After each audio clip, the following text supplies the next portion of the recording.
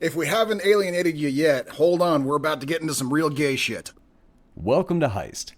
I'm Bradley Hackworth, joined by my co-host Jonathan Ems, otherwise known as Doc. This week we are going to be covering Independence Day and the Birdcage. I know we're a little bit late, but we are covering ID4 as our big Independence Day movie, obviously, and we're covering the Birdcage as a throw to Gay Pride Month, which we missed totally by about a week missed. and a half. Yeah. Which, you know what? That's more your fault, all right? I'm... I'll take it. It. I like figuring out the schedule and going through these things. It's like, yeah, we can do it next week. Yeah, we'll do it tomorrow. Yeah. Holy crap. The month is over. Right, yeah. that was kind of a... That was a fast month, actually, now that I think about it. That was... It really was. Yeah. Doc, we're on episode 15. After today, we only have 6 more episodes before the end of the season. Oh my god. Isn't that nuts? We need to start thinking about what we're going to do for our finale. We got to go big. Well, we were talking about... We need to end on a cliffhanger to make sure people come back next season, you know? Well, do you think we should do like a breakdown, try to figure out which were the best movies out of season 1? Oh god, that's... Just try to go like head to head? Out of 26 movies, do we really want to try and... I mean, we could try, but that's going to be... Especially some of these do not compare at all, you know? No, it's they really were not. Be... That's what I was telling the person who commented about comparing ID4 and the Birdcage.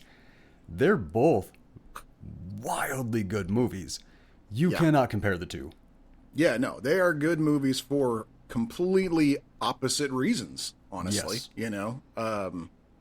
Both comedies, that's a tough one. Both comedies and both quintessentially 90s. You don't get more 90s than these movies. You're right. Yeah. Everything about South Beach, everything that they were talking about, the fashion, the comedy, the jokes, the references, everything. Yep. Oh my God, that John Wayne moment. Yeah, yep. I know, right? That changed. Like no one ever used John Wayne as a masculinity reference ever again after that. That was the turn. No, and it wasn't even like a dig or anything like that. It was like Robin Williams is like, no, it was perfect. I just didn't realize he walked like that. Like that was awesome. Yep. All right, so let me do the intro for ID4. Independence Day, directed by Roland Emmerich, written by Dean Devlin and Roland Emmerich, and our pal Dean Devlin. No, but yeah, Librarians and Leverage. Dean Devlin was really big on those. He was the showrunner on them, wasn't he? I believe so. Okay, yeah. Like I can't say for absolute certain, but I do believe so. Now, I gotta throw this for Independence Day. It was composed by David Arnold. The music in this got me. It really did. I really the whole way through. Randy Quaid's theme music was awesome. Like it fit his character to a T. Like I was all the way with him. Yeah. No, I mean the amazing thing about this movie, and here's the thing, kids. When you hear executives talk, when you hear movie executives talk about having AI write a movie, this is what they're thinking of. This was a movie that had all of the elements that were popular in the 90s just smooshed together and somehow made magic that everybody loved and turned into a seminal classic for decades to come. This is what they think is going to happen if they let AI do all the script writing, is that it'll just be a new Independence Day every couple of months. Because, I mean, let's be honest.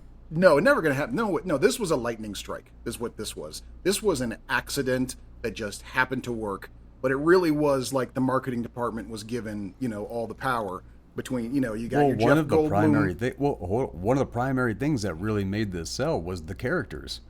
And Goldblum, Will Smith, and Hirsch mostly improvised their shit.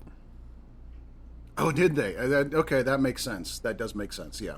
Yeah, so like that relationship with Hirsch and Goldblum, perfect. Which, speaking of, this movie starring Will Smith, Jeff Goldblum, and Bill Pullman, with Judd Hirsch, Robert Loggia, Constance Spano, Mary McDonnell, Randy Quaid, Harvey Fierstein, James Rebhorn, Adam Baldwin, and Brent Spiner. I love this cast. Yeah. Yep. Oh, and don't forget Vivica A. Fox. Oh, I had my own private little intro for her because I love her so much. my bad. I should have. Right. Yeah. But yes, my introduction to Vivica A. Fox, and weirdly, the only time that Vivica A. Fox actually looks like that. She she went from looking like this to looking slightly different and then staying that way for 30 years. Like, do you know what I mean? No, not really. Like, what was she? What did she follow this up with? Did you check? Well, I mean, it's so many things, but in this one, she was. What do I say? She becomes like a larger than life character, like bigger, okay. louder, everything like that. This performance was more subdued. Okay, I see what you're saying. So she's like the she's tiny as Will Smith's cute girlfriend, but from here on out, she's basically superhero. I see what Pretty you're much. saying. Yeah, no, Yeah, she shows up on screen and she is just owning the crap out of the screen. Like, right, yeah. Way different performance than I've ever seen her in, and I absolutely love her in this. But you never really see her in any other kind of disaster movie or anything like that. It's all comedy. Right, yeah. That, and I need to check out some of her other work that is not comedy because I hear it's very, very heavy, and I do want to check it out. Right. This movie opens up, and I love that it only takes place over 2.5 days. Yeah, it's interesting. They give us the strong timeline there. Although there were moments when I kind of had to, I was like, hold on. Will Smith's walking through the Nevada desert this whole time, and he's just walking towards Area 51, and that's his plan. 100%, yeah. But it makes sense because when he was flying over it, he saw it before he crashed. So as soon as he crashed, he started walking right in the direction of it. Sure, but I mean, the fight was in L.A. How? That's at least. I mean, how fast do these jets go? How far back could he have gotten? Considering we're talking a several hours drive here. During a dogfight, those jets, fast enough. The ones that surround Washington D.C., they deploy from North Dakota and they can get there in a couple minutes. Okay then. All right. I withhold my questioning, Your Honor. All right. Retract. I retract my statement. There we go. Okay. So we open the movie on that weirdly, not terrifying, not jarring, anything like that, but an iconic sound that, Right. that sound, man, that just lives in my soul for some reason, and this is the only place that I think I've heard it. We open up on July 2nd, and the opening sequence has that bass that it just pulls you right in. The mothership is flying by the moon, and the footsteps and the flag on the moon that's playing the recording that we left up there. Right, and the plaque. Yep, the evidence of the footsteps that zero gravity means the footsteps are going to stay forever. Mm-hmm. The mothership flying by wipes away those footprints, which I thought was a really beautiful metaphor for the aliens showing up and just wiping away evidence of us. I thought that was a beautiful metaphor. I thought that was a good metaphor telling what the entire movie is going to be about. Mm-hmm. I really enjoyed that. I went a different route on that. Oh, what'd you get? I didn't even think about the metaphor of the footprints being wiped away. I was thinking about how we're starting this movie with the American flag on the moon. Let's just go ahead and remind the world that we were there first. We own outer space. This movie's called Independence Day. This is a movie about how when aliens invade, America's gonna save your ass. Okay, get the fuck over it. Because let's be real about one thing right here, right now. Every single country on this planet, when aliens attack, there's only one place in the world they're attacking, and it's your country. If the film is made in Japan, the United States doesn't exist. Aliens aren't attacking them. If the film's made in Russia, it's not attacking Japan or the U.S. They're attacking Russia, and Russia are the good guys. Get the fuck over it. The movie was made in America. And set aside from that, if you want to be upset that the American flag is the first one on the moon, go back in time and let somebody else fucking get there first. You got me the weekend after Independence Day. No, I know. But also, that's like kind of the like great thing about this being called Independence Day is Independence Day is the number one celebrated, or independence from Britain is the number one celebrated holiday on the entire planet. On average, every 6 days, a nation on the planet celebrates its independence from Britain. So to have a global Independence Day, that is kind of awesome. That is pretty dope. I like how that the title of this movie like I like that it plays into that. Okay. All right. Yeah, I like that. Sorry, England, but you know what you did. Oh, I am not sorry at all. Come on, British Museum of History, give people shit back. Okay, yeah, it's a very good point. Yes. Yeah. No. I'm sorry. I'm not nice to the decisions that the American government has made. However, I am nice to my fellow Americans. I'll be nice to Brits. Fuck the family. All right. Kiss my ass. Perfect song to open the movie on with REM's "The End of the World as We Know It." Oh, yep. That I remember the entire when I saw it in the theater, the entire audience having a good laugh at that one. We were like, it was kind of like okay, this movie right out the gate making fun of itself. We know what we're right in for on the now. nose. Absolutely, and it's like the movie is trying to make fun of itself. But the movie is like one of those like ridiculously confident dudes that just no matter what you make fun of him on, they just brushes it off on their shoulder and you just go, yeah, watch me make it work. Right, exactly. Yep. No, it was great. Yep. Man, okay, I love this. And because of who these guys were, I still always expect them to come in later in the movie, and they never do. Eric Avari and Tom Barry, they have like right away working for NASA at the beginning. Two highly recognizable people, and they just never show up in the movie again. No, yeah, cool, because they were extra nobodies back then. That was like, I mean, it wasn't the beginning of their careers, but because Eric Avari, because what The Mummy was 1998, 9. I want to say 98. Okay, so yeah, that was made there. That was released just a couple of years after this, and Eric Avari was a huge part of that. But you're right, because at this, I think the same year, because Encino Man and Independence Day came out the same year, right? I believe so, yes. Either that or Encino Man was 94. But Eric Avari was the Indian gas station owner in that one, so he was starting to. Yes. Yeah. He was rolling up on his own, yes. Yeah, but I don't know how far into it he already was, but. Just Tom Barry's voice, it always, every time. But I really, because the thing is, I really recognize Tom Barry from like the Fast and the Furious franchise. Oh, okay. Yeah, he plays FBI agent in there, and like just every time that he shows up, it's like, oh, Big Daddy voice. Just one of those kind of characters. Right. So this is kind of the part like where we're starting to get like all of our character introductions. Robert Loggia playing a general is too perfect. Mm-hmm. Never, ever stops.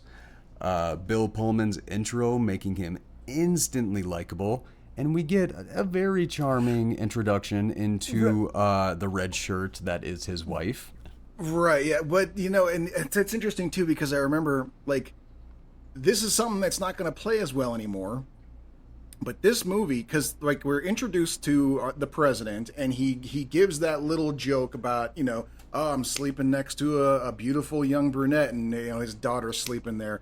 Cute. Like this movie came out right after the Clinton scandal.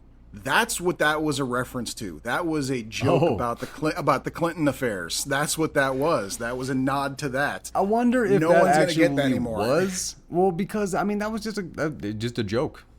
Like that's a like you're like my wife and I, everything like that. Like, if she comes home early from work in the day and I'm just hanging out, it's like, oh, you just missed my girlfriend by 5 minutes. Like, Oh, that's just yeah. that's something that certain couples really do. And I remember my my father, whenever my dad and I were coming home from the farm early, he would call ahead and, tell my stepmom, time to tell your boyfriend to go home. Yeah, exactly. Yeah. Like some people just have that sense of humor in their relationship. Yeah. But I just thought it was really charming. And then she picks up the phone. She was like, "Hi, mommy, daddy letting me watch Letterman," and he just turns around. Traitor. Right. Yep. So relatable. So wildly relatable. Yep. But I really enjoyed the sound exposition dump on Peaceable's issues with him being young, and the news talking about Constance Spano.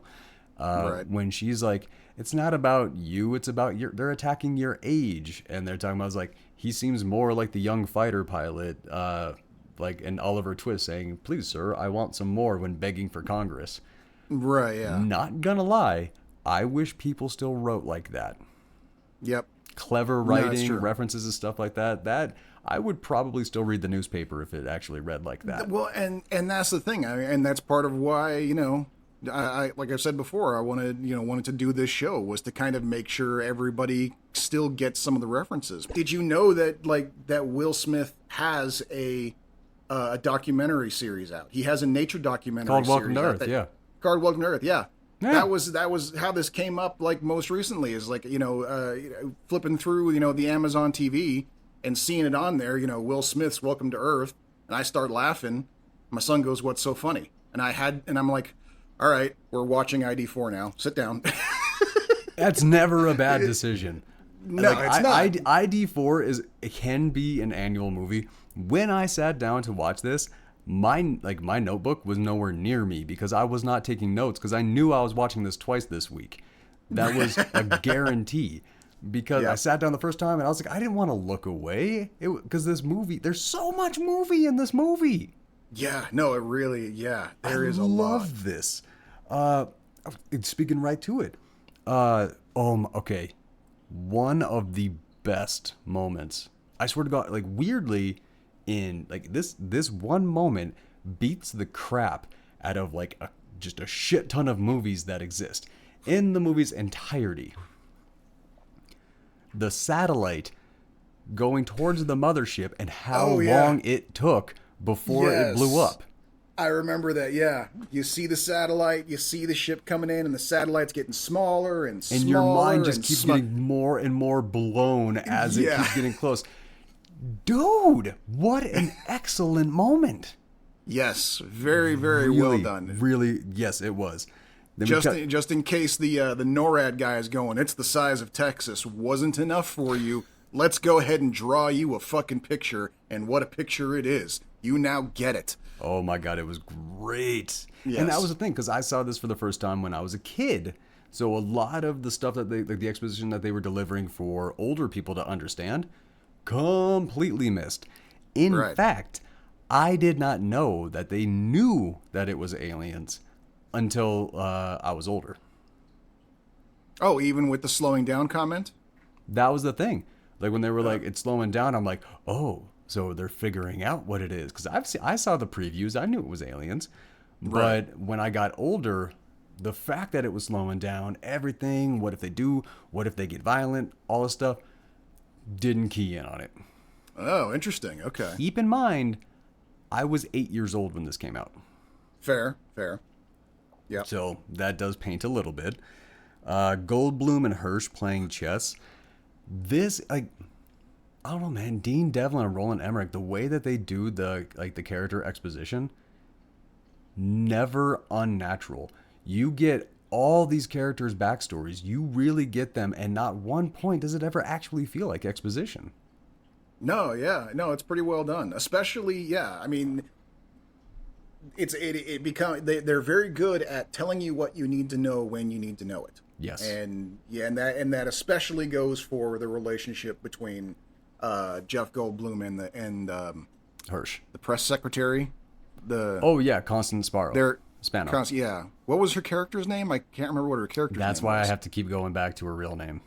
Yeah, I've seen this movie like 6 times, and I have no idea what that character's name was. That is so weird. No, I like most of the characters I know. Yeah, there's David, and then there's Hillard and Whitmore. Oh yeah, everybody is their actor's name to me. I don't know any of the characters' names. Oh my god.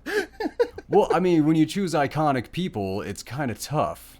That is true. Yes. Like, I mean, it just is. Okay, can you think of a Harvey Fierstein role where he is not wildly perfect and just doesn't make the movie 10 times better? Nope. Never. Two people who don't know who I'm talking about, he is you want to call him flamboyant, but I can't even tell you if he's actually gay or not. That is just, his voice is just, oh my God, David! But I was talking about Harvey Fierstein. Right. You will, you'll recognize him from a lot of Robin Williams productions. If you think of Mrs. Doubtfire, he's the one who plays Aunt Jack. Yep.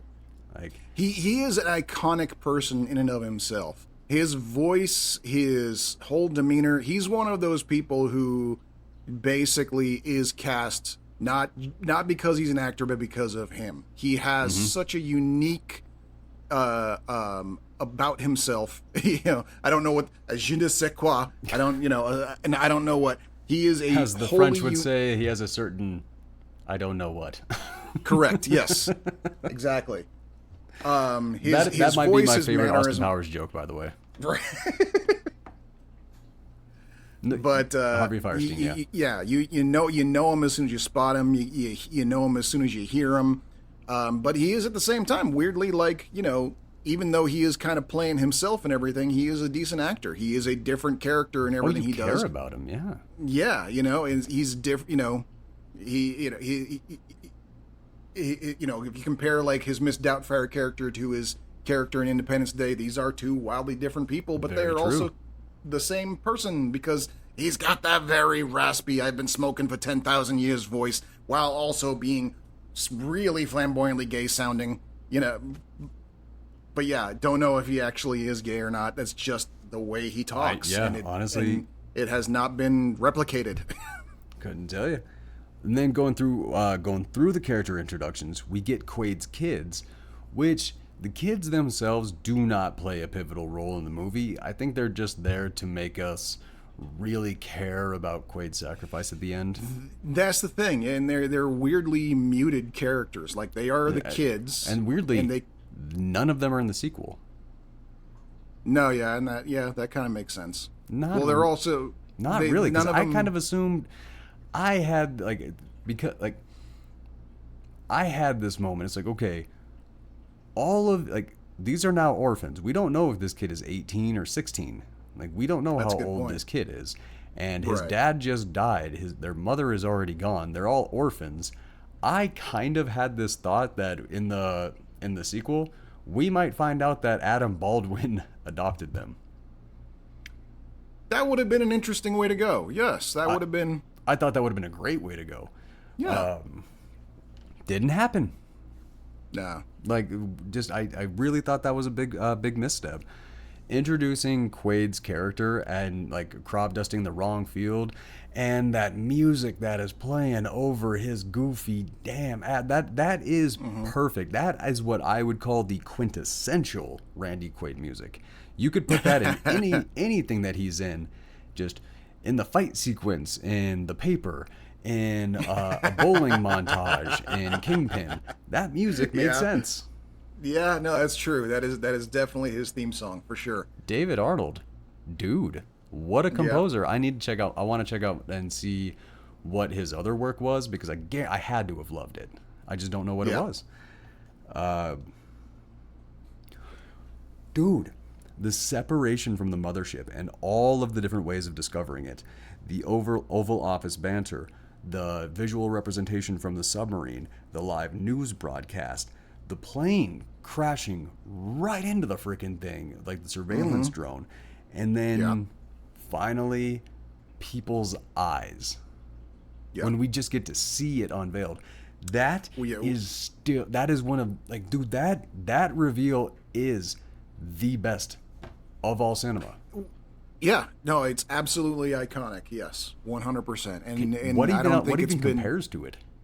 I can't. I was just trying to think. I can't think of anything that like I know there have been attempts made to try and get close to it, but they're clearly homages to it. You can't replicate it without saying we're doing Independence Day right now. Everyone just play along, and Right. I can give you that because this movie stands alone in that light.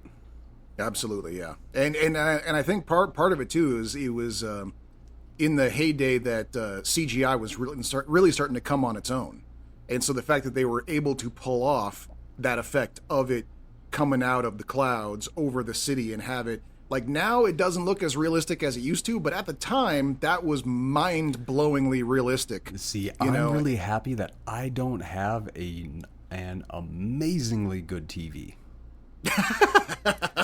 Because if you don't get one of those redonkulous quality TVs, then when you watch an older movie, the things don't stand out. They still actually mesh together. Jurassic Park on my TV still looks good. This looked amazing. It didn't stop. But the thing was, it had a little bit of grain over it. But the thing is, they were smart and they were correct to use it in this light. Because when you have something that far off the ground, you're looking at something that far away. When you have the clouds, it's gonna have a grain over it naturally anyway. So that's using the lack of technology to your advantage, and they did it. Yeah. No, yeah. Awesome. It all worked out really well. Yep.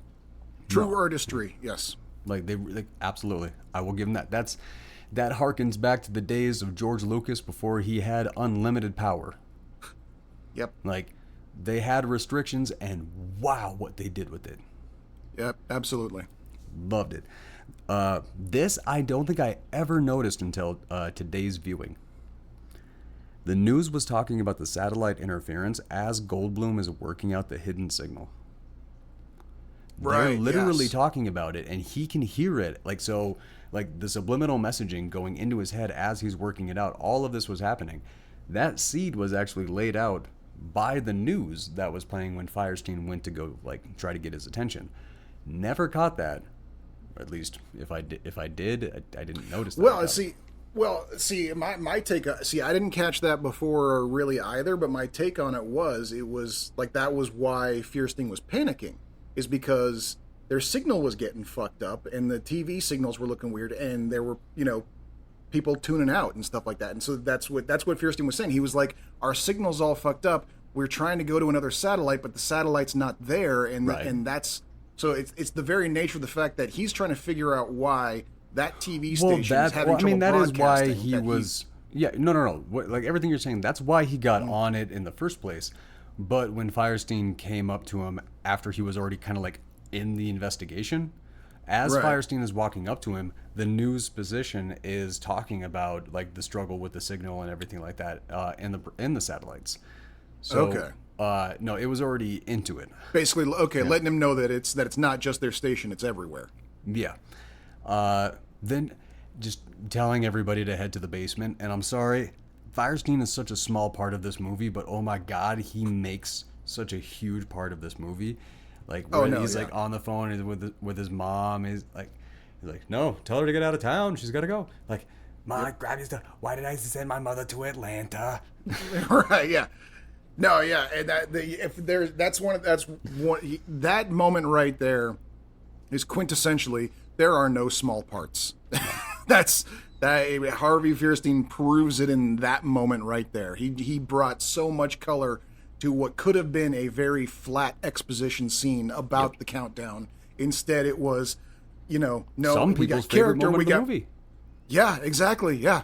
I mean, you can't tell me one of the biggest laughs of this movie is not, I gotta call my brother, I gotta call my housekeeper, I gotta call my lawyer. Forget my lawyer. Which is obviously ADR'd over him saying "fuck that guy." If you turn the sound off and read Harvey Fierstein's lips, he doesn't say "forget him." He doesn't say "forget my lawyer." He says "fuck that guy." Okay, well, I went and bought the movie this time because I know I'm going to watch it in the future, so I just went ahead and bought it. I'm gonna have to go check that out. The crossing over into the diner where you get a drunk Randy Quaid sitting there lamenting over losing his job, and then everybody like cracking jokes about the aliens abducting him and probing him and all this stuff. His realization when he sees the aliens, the look over his face, yes, Randy Quaid is a goofy, insane guy. He is also a tremendous actor. Oh, absolutely, 100%. Yes. But speaking of actors that, you know, kind of checking in what they're doing, Will Smith and Vivica A. Fox's intro and teeny tiny little Ross Bagley. Now, for people who don't know, Ross Bagley, he was the kid who played Nicky in Fresh Prince of Bel-Air. As, Will Smith's youngest cousin, everything like that. Like, yeah. Loved him. Disappeared for a while, but it looks like he might be making a little bit of a comeback as a horror actor. Oh, okay. So I am interested to see that, because I always kind of wondered what happened to him. Like, entertained the hell out of us all when he was a little kid. Sure, yeah. I'm a little curious what happened to him and like where his acting chops are at. Oh man, Will Smith getting up, just thinking that it's an earthquake, all this.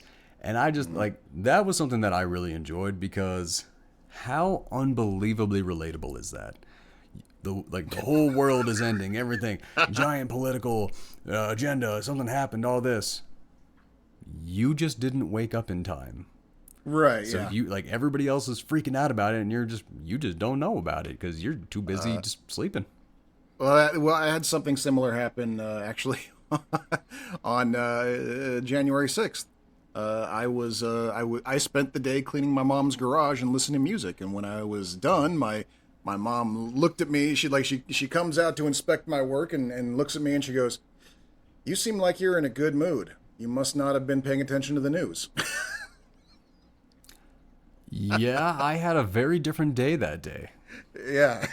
I watched live the entire time, and I just, like, the entire time I tried to turn away and go distract myself for a little bit, but I couldn't think. I couldn't even I couldn't get into the thing that I was distracting myself with. I'm like, nope, too big. So you're lucky, because if you didn't find out about it, that would work completely. Yep. The reveal of we already talked about this. Everyone is already freaking out, and the panic has begun, and Will is just getting up to pee. And when he goes out, his realization is so perfect, my brain remembers that as a dolly zoom. Oh, okay. Yeah, I see what you're talking about there. Yeah. Like, no, because they were all kind of still shots. Yep. Yeah. And they zoom in. It was not a dolly zoom. However, how much like his realization, the wash over of Vivica coming up and seeing everything in that moment, it felt more powerful than what the shot just was. Right, yeah. So no, we're talking about why Will Smith became Will Smith.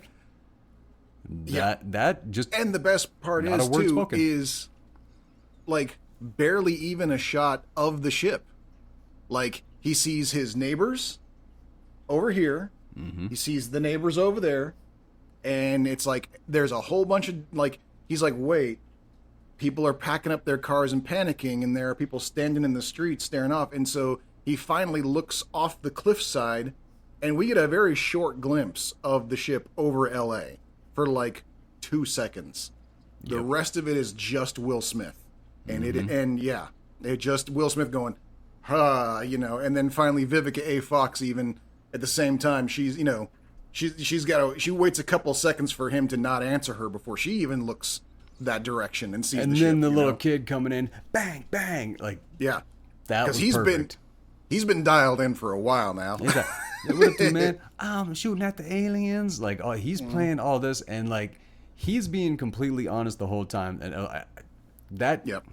loved it, because again, that was me. Two very popular tropes.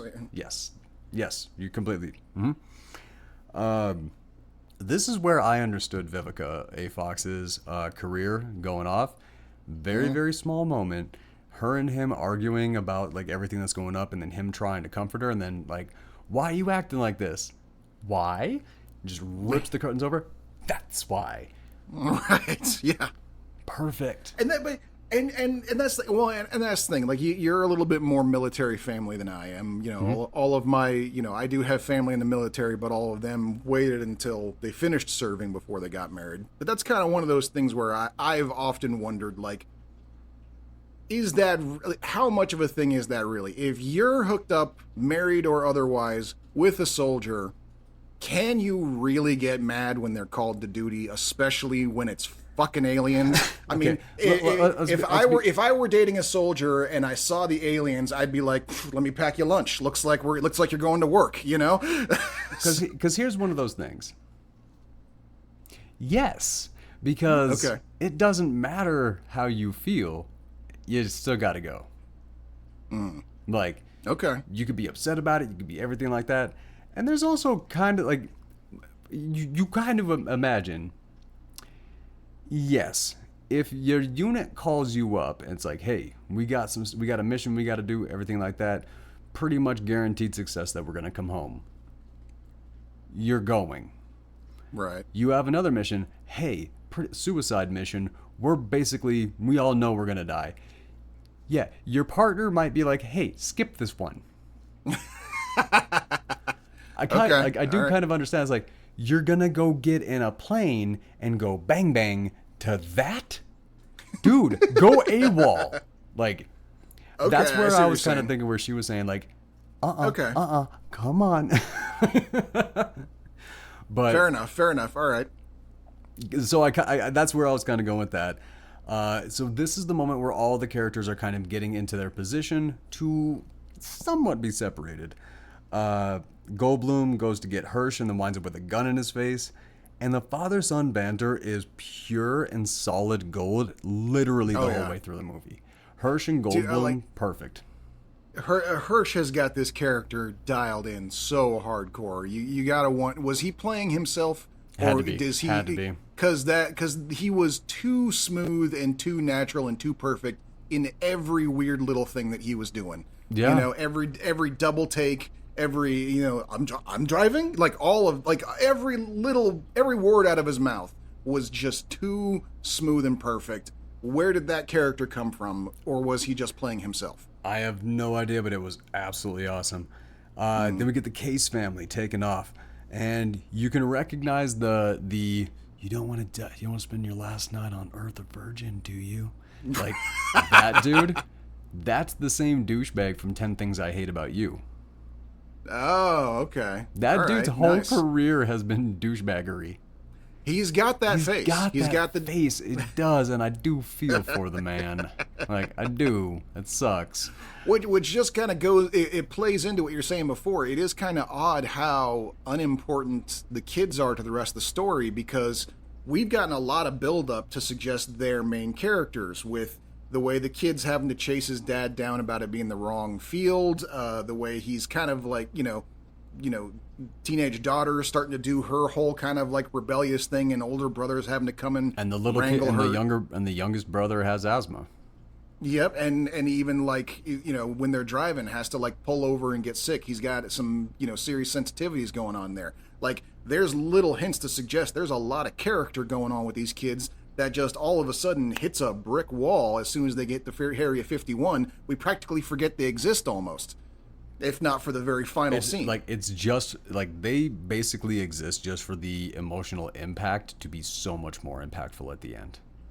Yeah. Which, it worked, but they could have had a bigger future. Like, the sequel was just terrible. Like, it was bad. Yeah. I routinely forget that it exists, and I'm fine with that. I watched it once, and I'm fine just ignoring it and then going on and just forgetting about it as time goes on. Which that sucks to say, because the original was, oh my god, groundbreaking and iconic. Yeah. But like I said, it's like this. I genuinely think that it was an accident. I think this movie is good in spite of itself, and you can't get that lightning to strike twice. I cannot agree, and I will get to the reasons why. Will and Harry Connick Jr. bantering and proposing and NASA, that whole sequence, everything about that, it was perfect. Harry Connick Jr., every single line that came out of his mouth has been quoted through at least 10 million times by me personally. Let's kick the tires and light the fires, Big Daddy. Being in a serious situation and dropping your head on your buddy and be like, hold me. Like all of that. Basically every single thing that he has said, plus that whole line where he is the Reverend Wilder approaching to it and he delivers that what a character. Yep. Yeah. Oh, and even back then in the 90s, it was kind of a surprise for everybody because, lest we forget, Harry Connick Jr. was only a hobbyist of an actor. His main job was as a country music star. Yeah. He was Harry Connick Jr. His father was Harry Connick, another iconic, country music star. That was a hard sentence to get through, wasn't it? Yeah, because I realized I was saying Connick twice in the same sentence, and it was fucking with me. But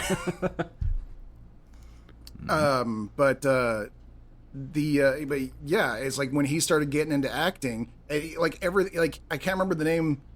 He was in a movie where he played a psychopathic killer, and he was amazing in that too. Right. Yeah. I'm trying to remember. It was him and Sigourney Weaver and one other person who, and I cannot remember who the other star was. But yeah, it was like that was kind of his first big one, and that blew everybody away. Like, oh my God, Harry Connick Jr. is also a good actor. And then he appeared in this, where he wasn't the psycho killer. Now he was the comic relief to Will Smith, the guy who is his own comic relief. What? Yep. Perfect. So, yeah. Then, we get them we get Goldblum and Hirsch rolling up on the White House, and then using that rig to pinpoint exactly her location in the White House. And I just love all the shit that Hirsch is giving him about being a cable guy, and then just comes back, yeah, pops, all cable repairmen can do this. Right, yeah. Which my dumb ass, being a little kid, believed that. Right. Yeah. I was like, cable guys can do that? What? No, dude. No. Like I said, I was 8 years old when I saw this movie. Right. Yeah. And what we've already talked about so much. Hirsch just can't stop being hilarious as Goldblum reunites with Pullman. And you punched the president? Just everything he said. If I would have known I was meeting the president, I would have worn a tie. Right. None of these things are specifically funny, but because he says them, every single one of them is drop dead hilarious. Right. Yes. No, Hirsch, incredible. Yeah. How is it every single main character in this movie is stealing the show? It's like a hot potato game. Everyone's just yanking the show away from the other guy's hands. It's like Hirsch says a line, I now own this movie. And then Goldblum says a line, no, I own the movie. And it just keeps going back and forth like that. And then here comes from the rafters, here's Will Smith. Boom, welcome to Earth. Then, you get, Brent Spiner even gets his lines. I know, comes in yeah. And he just, absolutely owns the screen. But I think, you are much more of a Dean Devlin fan than I am. You have seen much more of his work. I don't know if I'd say I'm a fan. I'm familiar with his work. Much more of his work than I have. Okay. You've seen Leverage. You've seen Librarians. Yep. I have seen neither of those. So you have seen hundreds of episodes of his work. Yes. Is his formula, you have character that says something really, really heavy and everything like that, and then walks off screen, and then another character comes in on screen to completely break the tension, break the mood, and say something else. My perfect example in this movie, because they did it so many times throughout this movie, right? Where Pullman is looking at Goldblum, and he's like, "We'll see if you're as smart as we all hope you are." And then he just lingers on him for a second. He's like, and then walks away. And then out of nowhere, you just see Spiner do this. What code? Right. Heavy line. Super funny. Out of nowhere. Yeah, and that is something that's pretty. I don't know if I would call it Devlin's own thing. I think there's a few different shows that will do this. Right. But yes, this approach is very, very heavily done in both Leverage and all over Independence Day. So many times, and it worked to keep the momentum going the whole way through. Yeah, no, it is a very good pacing tool. It keeps you up. It keeps you invested. Yeah, it is a really good way to deliver, very intense plot points and even exposition. And then if you add a good joke to the end of it, it all lodges in nice and good and doesn't come off as boring exposition or anything like that. It is like, no, it wasn't exposition. It was a setup for this joke. And Dean Devlin, he's got it. He knows how to do it. He really does. Yeah, does. Then we get that the welcome wagon that they go right up to the spaceship, which Gal said the exact same thing that I was thinking every single time I've ever seen this movie. Like, they're using visual representation and these lights and doing all these things, and what I was thinking every time I've ever seen this movie came right out of her mouth. What if you're telling them "fuck you" in their language? And I just kind of looked at her. I was like, "Thank you." Every time that scene, every time in that scene, I every time I've seen this movie, when that scene comes up, I'm always sitting there going like, how do they know what, like we don't see anything about like, okay, we're starting with this pattern and this pattern because these are like Fibonacci's sequence or something like that. Like, right. we get it plenty in every other sci-fi where it's like, all right, first contact, prime numbers. We get down to the base of math. We make sure that we recognize this in each other. We're going to do a prime number sequence, see if they respond to the next number, and then we know we're speaking the same language. But the lights on this copter were all the fuck over the place. What were they trying to do? Like, I've never known. It was the 90s, man. They were trying to throw a rave. They were just trying to get it going. Like, are you here for our style? Yeah. Right, exactly. Yeah. The countdown. I love the representation of the countdown, how they figured that out, the incredible pressure that went under that. Pullman telling them, like, get those pilots out of the sky. Like, the fact that, like, when he's on Goldblum's side, he is all the way on and he is with it. And I really appreciated that about him. Trying to escape it. But we don't get it. The first attack. Like, this movie still holds the record for the most expensive miniature models that they have ever used to blow up. Yep. Like, still, this was filmed 5 years before Lord of the Rings went into production, and at the very least, yeah, and Lord of the Rings did the same thing. This is still more expensive. They still did more with this than Lord of the Rings. Right. Yeah. Well, I'll tell you what's crazy too. One sequence.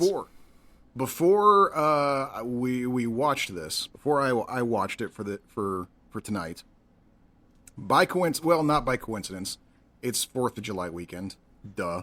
So I happened to catch on TikTok, there were a couple of kids doing a reaction video to seeing this for the first time.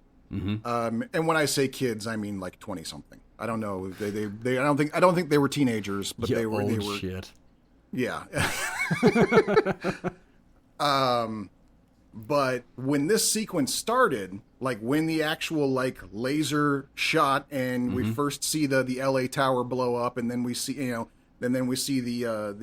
Chrysler Building blow up, and then finally we see the MetLife Building blow up, right? Was it the MetLife Building? That's what I thought it was. Did they change its name because it used to be called the Chrysler Building? It's the Chrysler Building. No.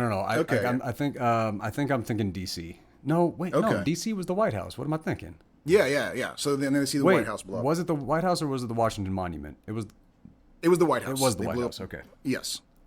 So the clip that I saw on TikTok was these kids watching that scene for the very first time, and the look of absolute utter shock on their faces. The fact that they didn't see it coming. They literally had no idea what they even said, they said, I thought it was just going to be like an EMP pulse and the lights were going to go out. They did not see the absolute utter destruction of the cities and the explosion of the White House coming. They were floored. They were absolutely agog. And I remember I was watching this little clip and sitting there going like, oh my God, those of us in the theater knew this was happening because that shit was going to be in the trailer. Yeah, it was in the trailer, right? Yeah. That was the selling point. The selling point of everyone going to see this movie was because we all wanted to see the White House get blown up. That was why we were there. And these kids had no idea that was happening. They enjoyed this movie way more than I ever could, and I was jealous. Well, that's the thing, because you can't see that for the first time again. Yeah. And unfortunately, we all saw it in the trailer. Exactly. Yes. Yeah. No, I am a little envious of them. I too completely understand where you're coming from with like the jealousy over seeing that for the first time.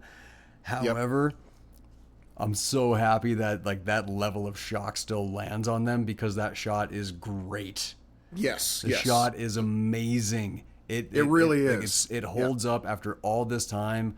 The terror of it, the sheer dread, watching that perfect circle go out and just it does not quit. And when you have the overhead shot, they left a couple sounds of screams from like a really far off distance just to really just break your heart a little bit more. That scene fucks you up, especially especially after everything we've been through. We watch Harvey Fierstein die at that moment, and so that it's the real hard kick in the nuts because he's been our favorite character up to that point. We were all worried about the dog. We were all scared for Boomer. Oh yes, yeah, and the heroic escape by the dog basically was what brought us all back. It was that same thing. It was like what you say with Devlin with his whole like serious point joke. Same thing. He killed Harvey Fierstein, and then the dog got away. That same exact thing. You know, it was like, you know, serious fuck you up, and then bring you back. You know, right back. It's a roller coaster, like that he designs. Okay. I can jump on board with you. I can see with that. Then that whole sequence, that is the end of July 2nd. That was our first day. Showing up, going past the moon, everybody finding out about it, all the way up. Explosion. That is our day one. Then we get July 3rd, and Randy Quaid is just a little bit too jubilant over the attacks. Like, yeah, that's right. I've been telling him for 20 damn years. 10. Like, oh, did you say 10? He was kidnapped 10 years ago. Yeah. Oh, okay. That number is inconsequential to me. I don't care. Pullman in full regret over not evacuating and like remorse over his wife, all of this. We get the fighter pilots assembling, and one of the most iconic lines of the 90s, "Let's kick the tires and light the fires, Big Daddy."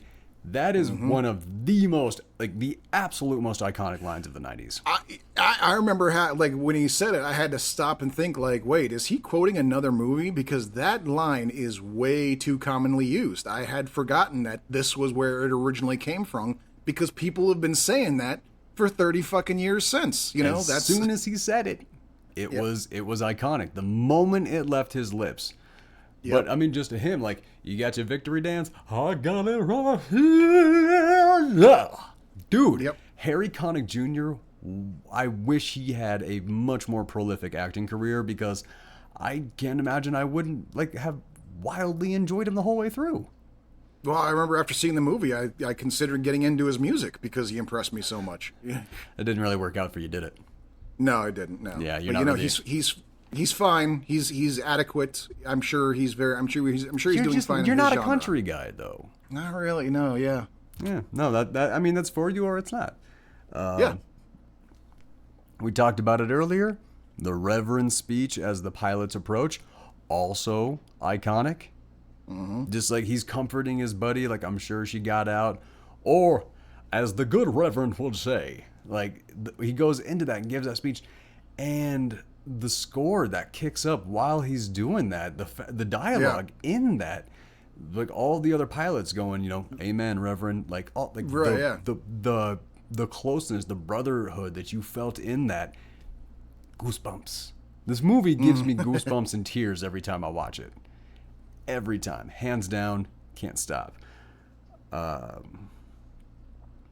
Then we get to the unprepared dogfight. This one, like, it's weird. Like, you know how it's gonna go every time. You know they're gonna get decimated. You think eventually you might get bored with this, But the cutting away between them, Air Force One, and NORAD, the incredible tension that runs through that whole sequence, and the canyon run at the end of it. Well, I mean, what gets me too is how, and this is again, this goes to, kind of the practical versus digital effects kind of thing. They merge the two together, like, and it happens both times in both dogfights. The appearance of the alien fighters is a surprise both times. They kind of come out and and in the first one, it's as they realize that there's a shield and they got to pull up. And so they pull up, and the camera tracks as though you're the airplane kind of up to parallel with the ship. And then all of a sudden, boom, an eruption of fighters out of the ship right in front of them. It's like, it is an oh shit moment. Like, as the audience in the theater going like, oh fuck, like shock, And then they did it again later on in the movie. It wasn't quite that as smooth as that, but they did at the same time. They kind of just from altitude up down into level, just right. Same instant reveal of oh fuck. What they didn't have to do afterwards, they didn't have to pull up to avoid the force field afterwards in the second iteration, so they were able to go straight and through and go down. The one thing militarily that really bothered me about this, where were the C-130s and the C-147s that were supposed to be flying over just dropping bombs? Why are we why did this universe not have any of those? Yes, send the fighter jets underneath it and blow it up from underneath and do all that. But send your heavy hitters over top dropping bombs, man.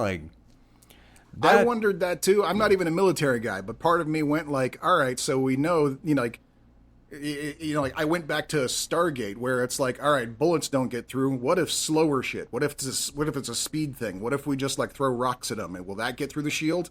That was a Stargate thing. So I'm sitting here going maybe try that. Maybe just a gravity drop on a Moab. We'll see what that does. And but yeah, I would imagine off the top of my head, I would say that it was probably just one of those we've already got so much shit going through in this movie. Do we really want to stop and explain why, aerial bombers don't work either? No, I get that.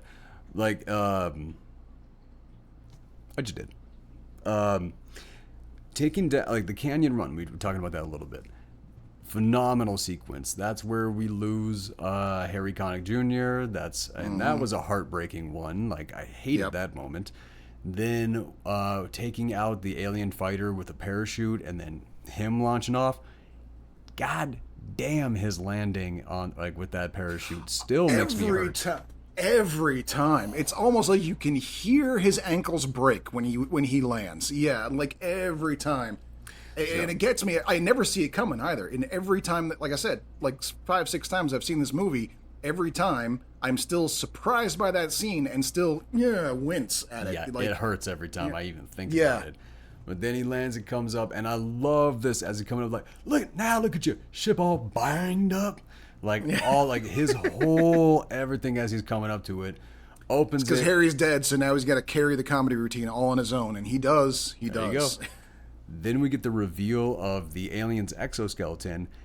And it don't faze him one bit. It comes up. That would have terrified me. I'd have been jumped 10 feet off. I would have been setting records for all that. Nope, just bam. Welcome to Earth. Yep. And then just one-liner. The whole movie. Just literally, welcome to Earth. Now, that's what I call a close encounter.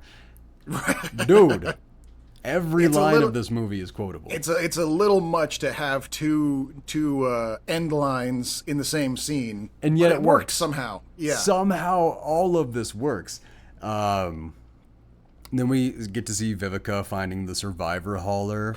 The case fam is moving out, and then Air Force One. So this is that kind of moment where everybody's kind of in travel on their way. They're a little bit lost, trying to figure out where they're supposed to go.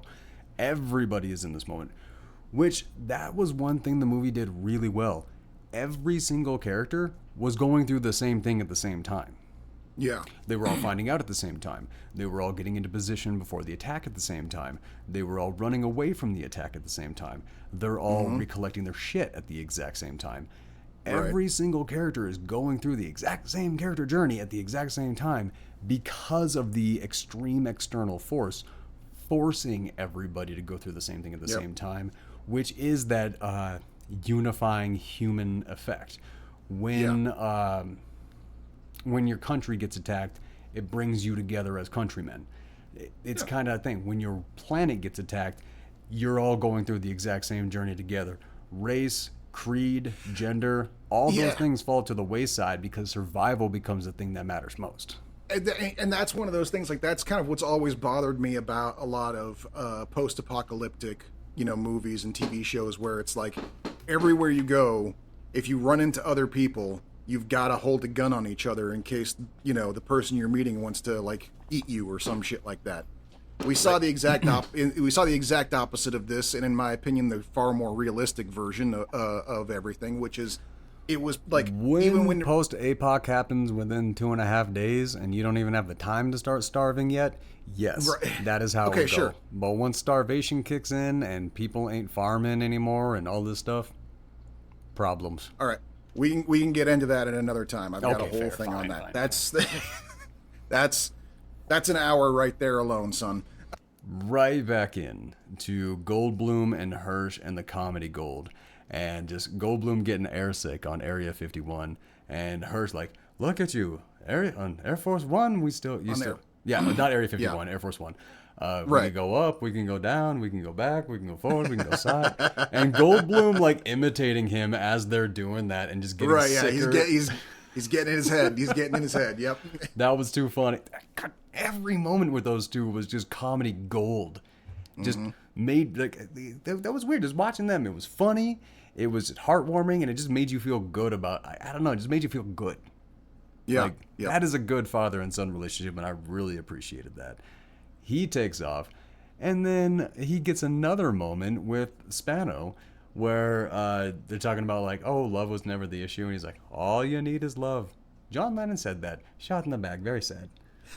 I love that. I was like falling off the couch laughing. Like, oh my god! And the reaction, like as he's saying it, people looking at him going like, "Where did that come from?" Like, no, that's where I'm pretty. That was probably improv. It had to be because her reaction, like, what am I supposed to say to that? Right, exactly.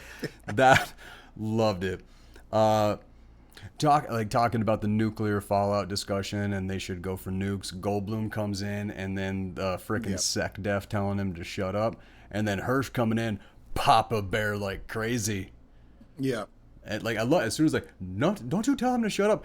And like this just like Jewish dad comes in and just starts shaming everybody and just everybody. You'd all be dead without my David. Yeah, exactly. Yeah, no, you got the SecDef, you got the president, you got the general. Everybody is trying to be like, I'm sorry, Mr. Levinson. I'm really sorry. Just like they're being shamed by a dad, and you can really see, like all of them are wearing it like they're being shamed by a dad, even the ones older than him, and that was too damn funny for me.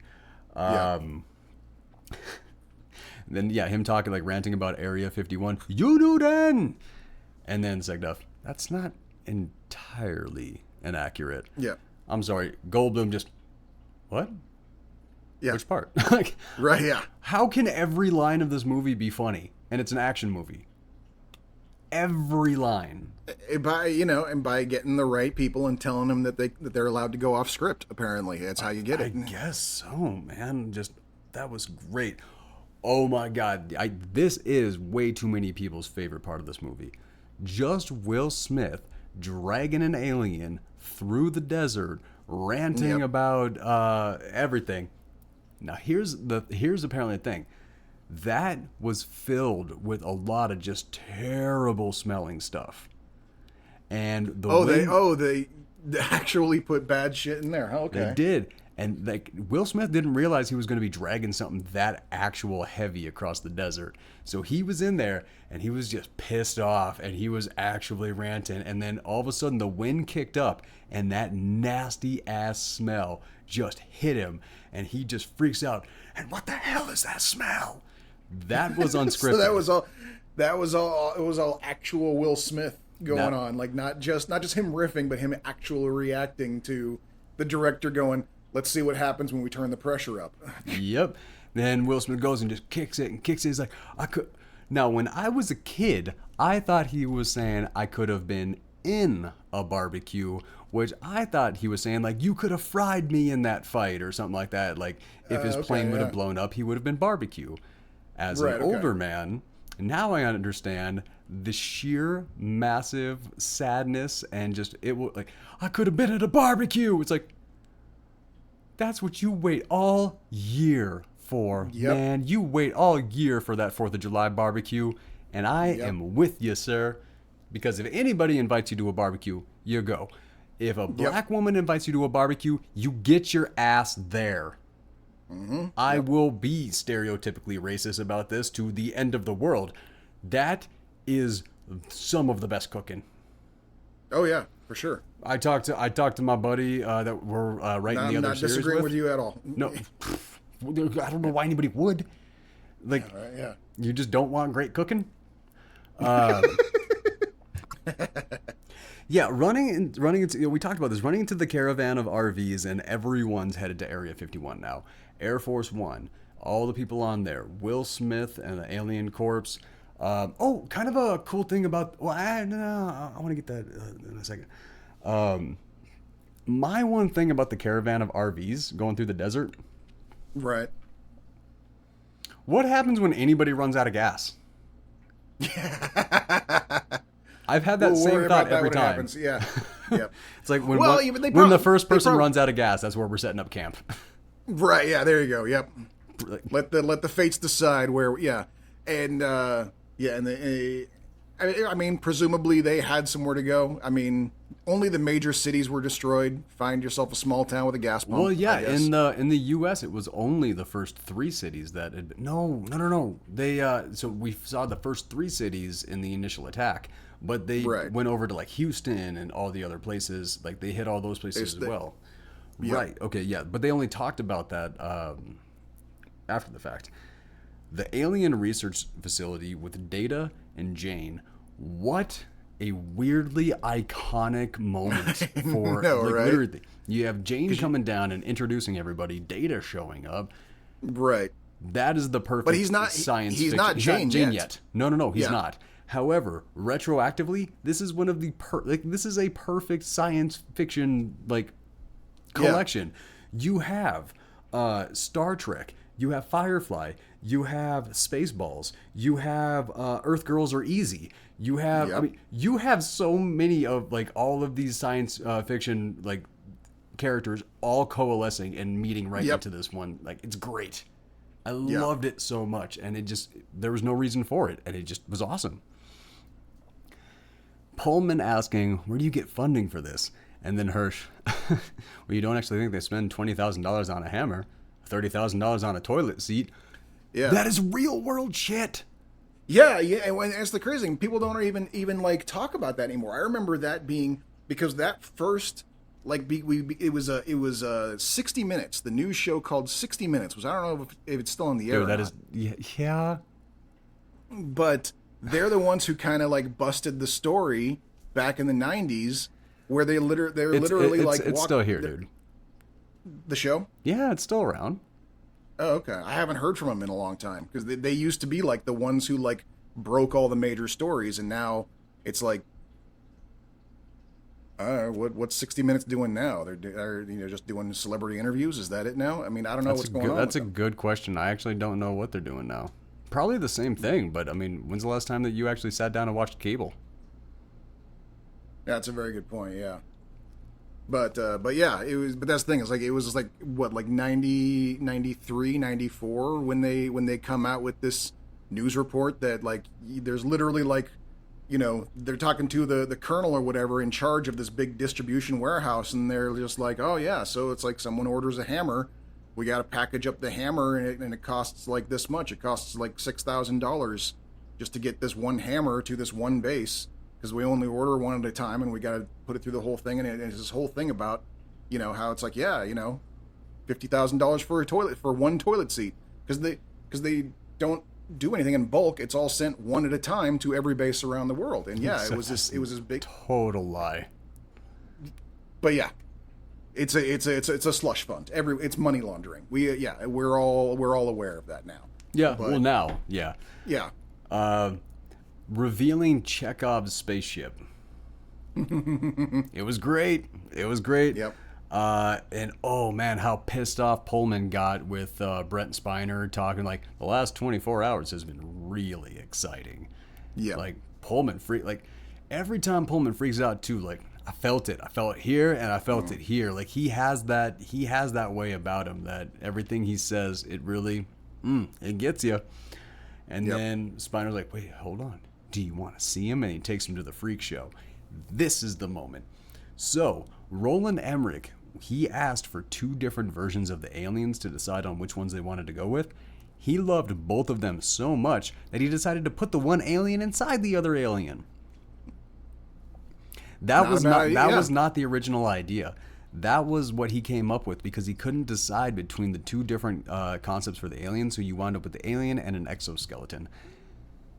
Awesome. Which worked so freaking well. Best aliens. I mean, they look. Oh my god. And the ones when the suit opens up and you see the one kind of halfway outside, how different it looks from the exosuit. It kind of gives you that whole sort of like, yeah, you get a whole duality here of like, oh, there's a whole operating system with his little hands on the inside there, you know? And yeah, it makes sense that he's got these tentacles things. It's like, oh man, yeah, they've been training with, you know, multi-limb operations for a long time. Like these are badasses, you know? The fact that they actually let the camera linger on them made all the sense in the world because they were practical effects and you actually had it. However, when Spiner gets attacked by no, actually not there yet. This is that moment we were talking about earlier where Pullman is just looking at him and he goes, why don't you tell him about the code? Why don't we see if you're as smart as we all hope you are? And that linger was so good. And then he leaves it off. And the Spider popping in. What code? Heavy, intimidating, kind of questioning whether we like this character or not. And then comedy. Like, it just washes away everything. And we come back through and we wind up loving the character anyway. So damn good. Then Will Smith arriving to Area 51 with the alien. Like, I'm sorry, sir, but you need clearance. And then he just rips the thing. Maybe I'll just leave this here with you. Yeah. Which, here's the thing about that scene. Come on, First of all, dumb. I get it. All right. So it's like, I don't care. Like, you work at Area 51, so of course you need to take the alien body delivery. You don't need to call that one in. All right. We get it. But he doesn't just do that. He says, all right, let him through. And then as soon as Will Smith is through, the entire fucking caravan comes through. He's like, that guard basically went, you know what? I quit. They just brought a dead alien to my doorstep. I'm going home. We have an alien invasion. Half the planet's dead. I'm out. Look, go ahead. Go ahead. Yeah, no, like, he freaks out. Like, did you see that thing? It's like, okay, yeah, you're definitely fired, bud. Then we find out, so we have that moment, the worldwide destruction of every major city in the next 36 hours. But not Portland. Interesting. Right, yeah. When Bill Pullman walks up on the screen to see all the little dots of all the places destroyed, I paused it and checked. Boise's gone, Seattle's gone, LA's gone, Sacramento is gone, the entire state of Oregon, pristine. They didn't even go after Salem. We're good. I wonder if that's because Dean Devlin loves Oregon so much. Maybe. I wonder if is actually something that was part of a thing. Yeah, he was just like, nah, we can't do that. The Will finding out El Toro had been destroyed. Will kind of came onto the scene, a pretty good actor, man.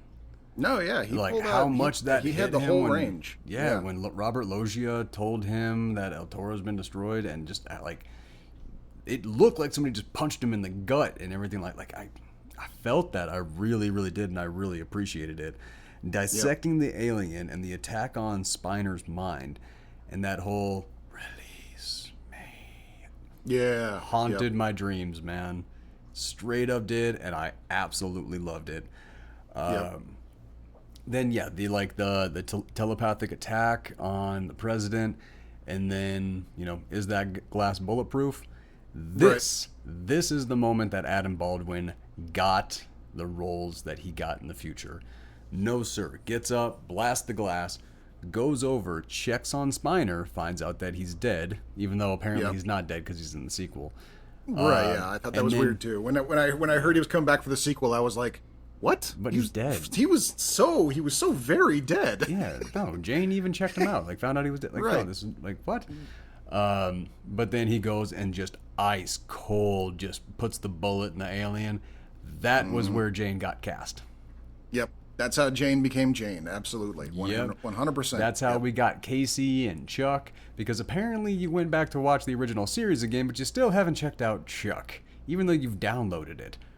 I've got it. Okay, I have told you what my plan is. I know, but haven't. Yeah. Oh no. Okay. This has been a rough week. I gotta remember that. Yep. Right. Goldblum in full pout over using nukes. This argument with him and Spano, that moment where like it's about the ambition and everything like that. Yeah. But then she asks him, "Didn't you ever want to be a part of something special?" Boom. I was part of something special. Yeah. How he delivered that and how that hit her. Oh my God. It's not just the action that's good. It's not just the comedy that's good. It is the little moments and the tremendous acting. We did not need another love story between these two. But that interaction, like we already had the love story with Will Smith and Vivica A. Fox. Mm-hmm. Most movies would have been happy with that being the only love story in the movie. But their whole interaction, especially that scene, like, oh my God. Whoa. To this day, I can think of marriages that would have been saved if they had been given a chance to say those two lines to each other, But on this either movie side. really approached that in a brilliant way. Our three main characters had they all had love journeys, but they all went in three different ways. Bill Pullman's love comes to an end. Will Smith's love comes to a beginning, and Goldblum's love reconnects. We have three love stories, and they are all three different, and none of them are slapping us directly in the face. No, it's true. Yeah, it's a very good point. Yeah. Very artfully done. Yes, I just this movie keeps climbing up, man. I'm loving this. Okay, another one of the try to pick the best moment of this film. It's impossible. I don't think I could, because here's another one. Will steals the chopper, and then that ginormous Marine coming up and be like, "Sir, I can't let you do that." And he's like, "Do you really want to shoot me?" He's like, "Just tell him I hit you." And the look on that guy's face. I know, right? Like, huh?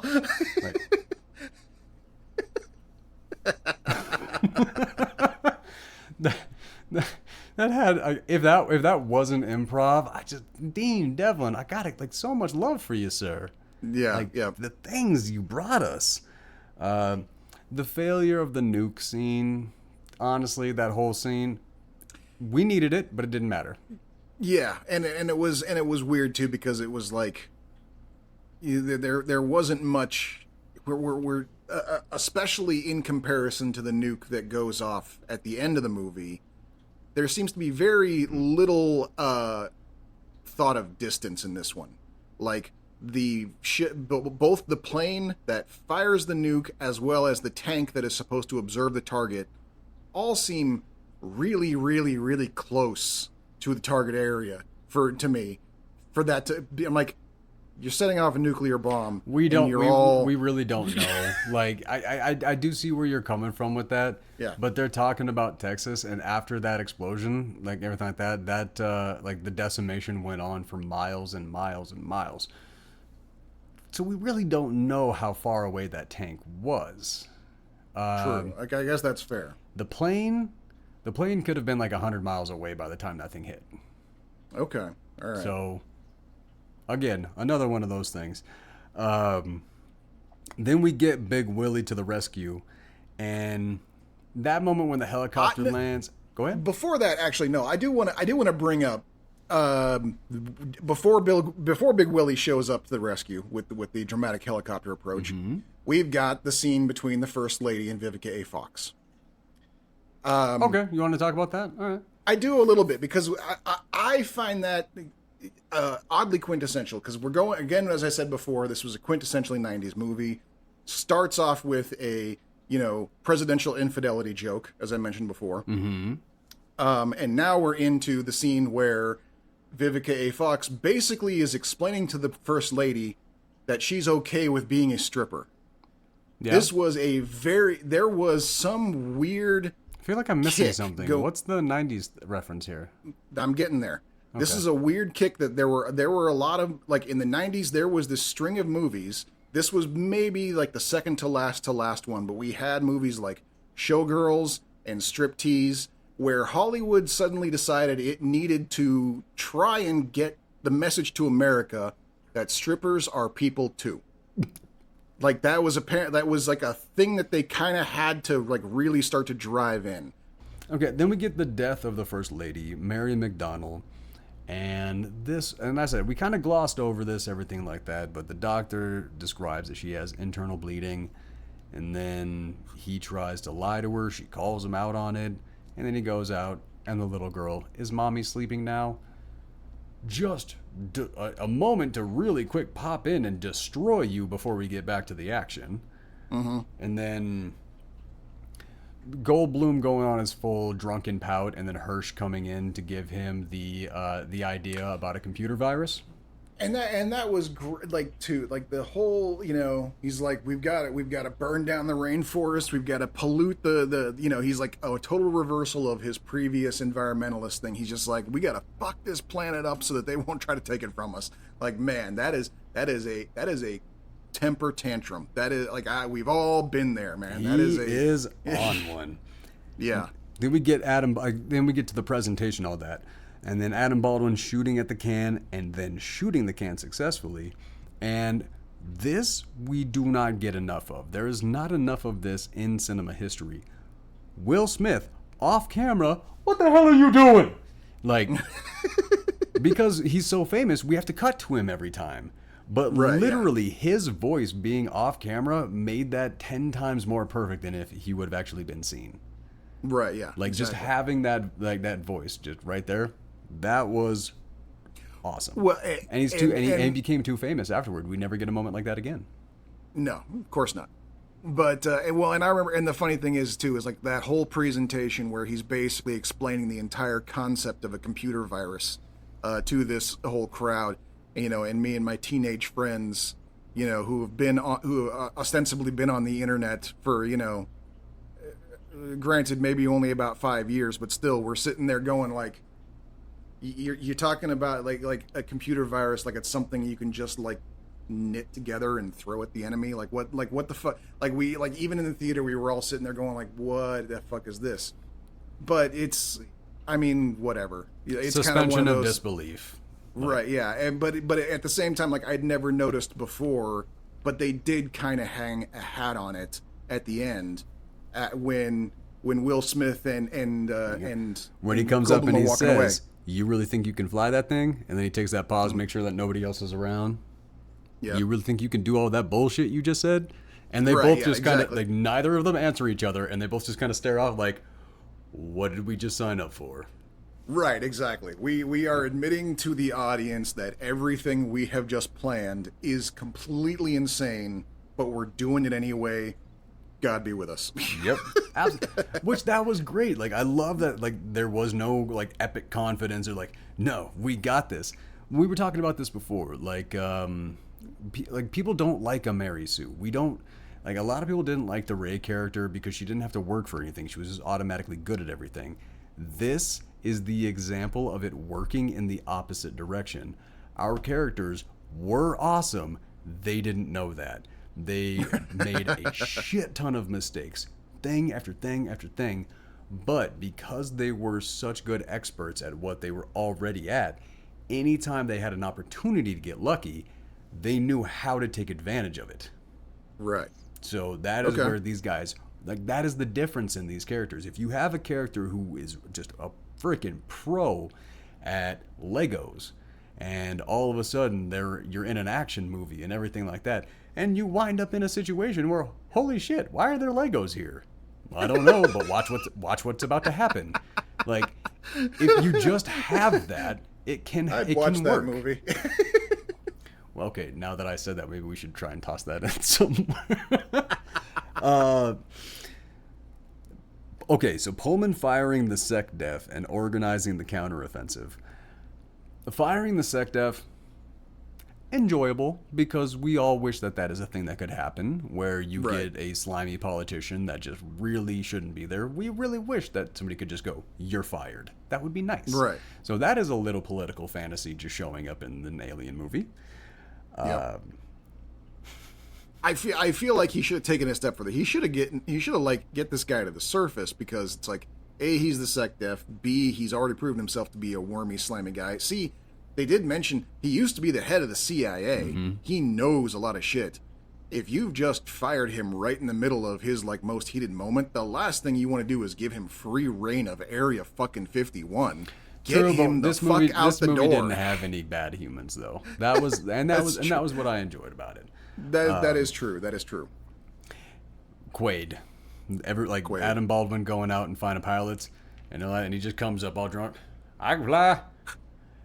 And if you read the subtitles, he doesn't say "I'm a pilot." He goes, "I can fly. I'm pilot." He just says, "I'm pilot." I'm pilot. Yes. Which, the way that those words put together, it's like, even if you say "I'm pilot," it still sounds like you're saying "I'm a pilot." Yeah. So it weirdly works no matter what. But the fact that he just goes, "I can fly. I'm pilot." That's too damn good. That was too damn good. And then Quaid thanking for the opportunity, been flying in Vietnam, crop dusting ever since, and I just want to thank you for giving me the opportunity. I've been looking for revenge ever since I was kidnapped from aliens 10 years ago. Right, yeah. And just the look on everybody's face. And they're just like, you're welcome? Well, Sit okay. down. Here we Move it go. on. Cut right to, and then this is again where we talk about every single character in this movie is going through the exact same journey at the exact same time, just slightly different. That is Quaid stepping up. Then we get Goldblum becoming ambitious, and how I'm always trying to save the world. I don't know why I said that like Elvis. And then Will getting married. Yeah. Everybody is just they're taking those next steps to that little bit of happiness. Quaid getting sober, Goldblum getting ambitious, Will getting attached. All of these things. All of them, I really loved how much these characters' journeys were all in line and in sync with one another to lead to a perfect ending. Okay. Is this the greatest presidential speech in all of cinematic history? Maybe. It's certainly the most quoted since it came out, certain. It's my personal favorite. It just is.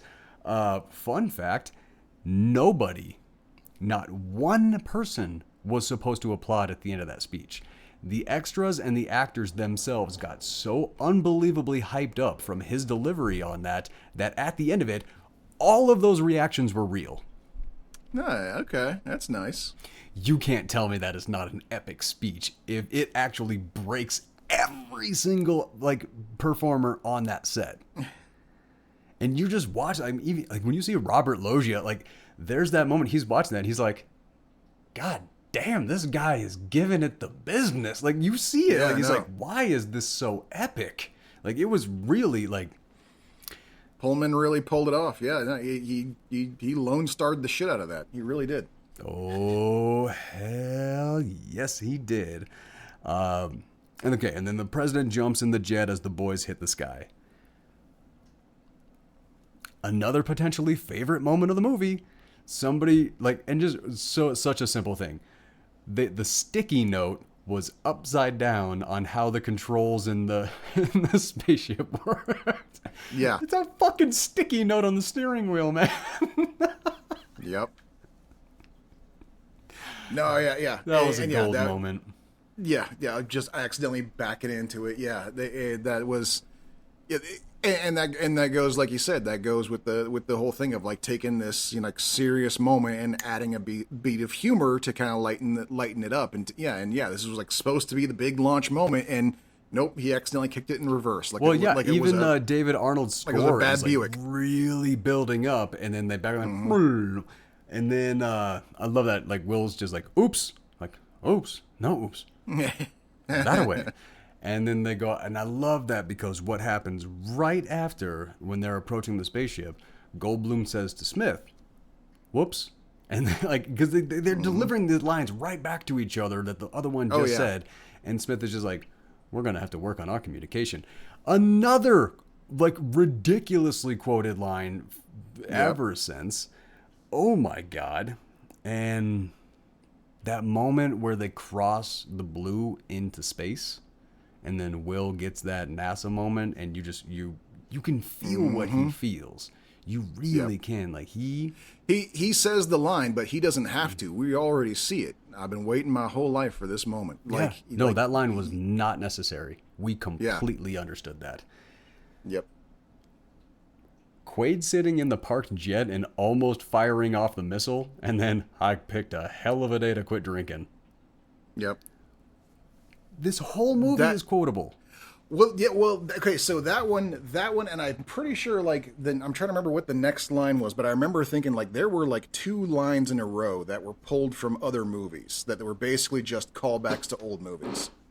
Do you know which ones and which movies? The first one that you just said, what Quaid saying, "I picked a hell of a day to quit drinking," that's literally a line from Airplane.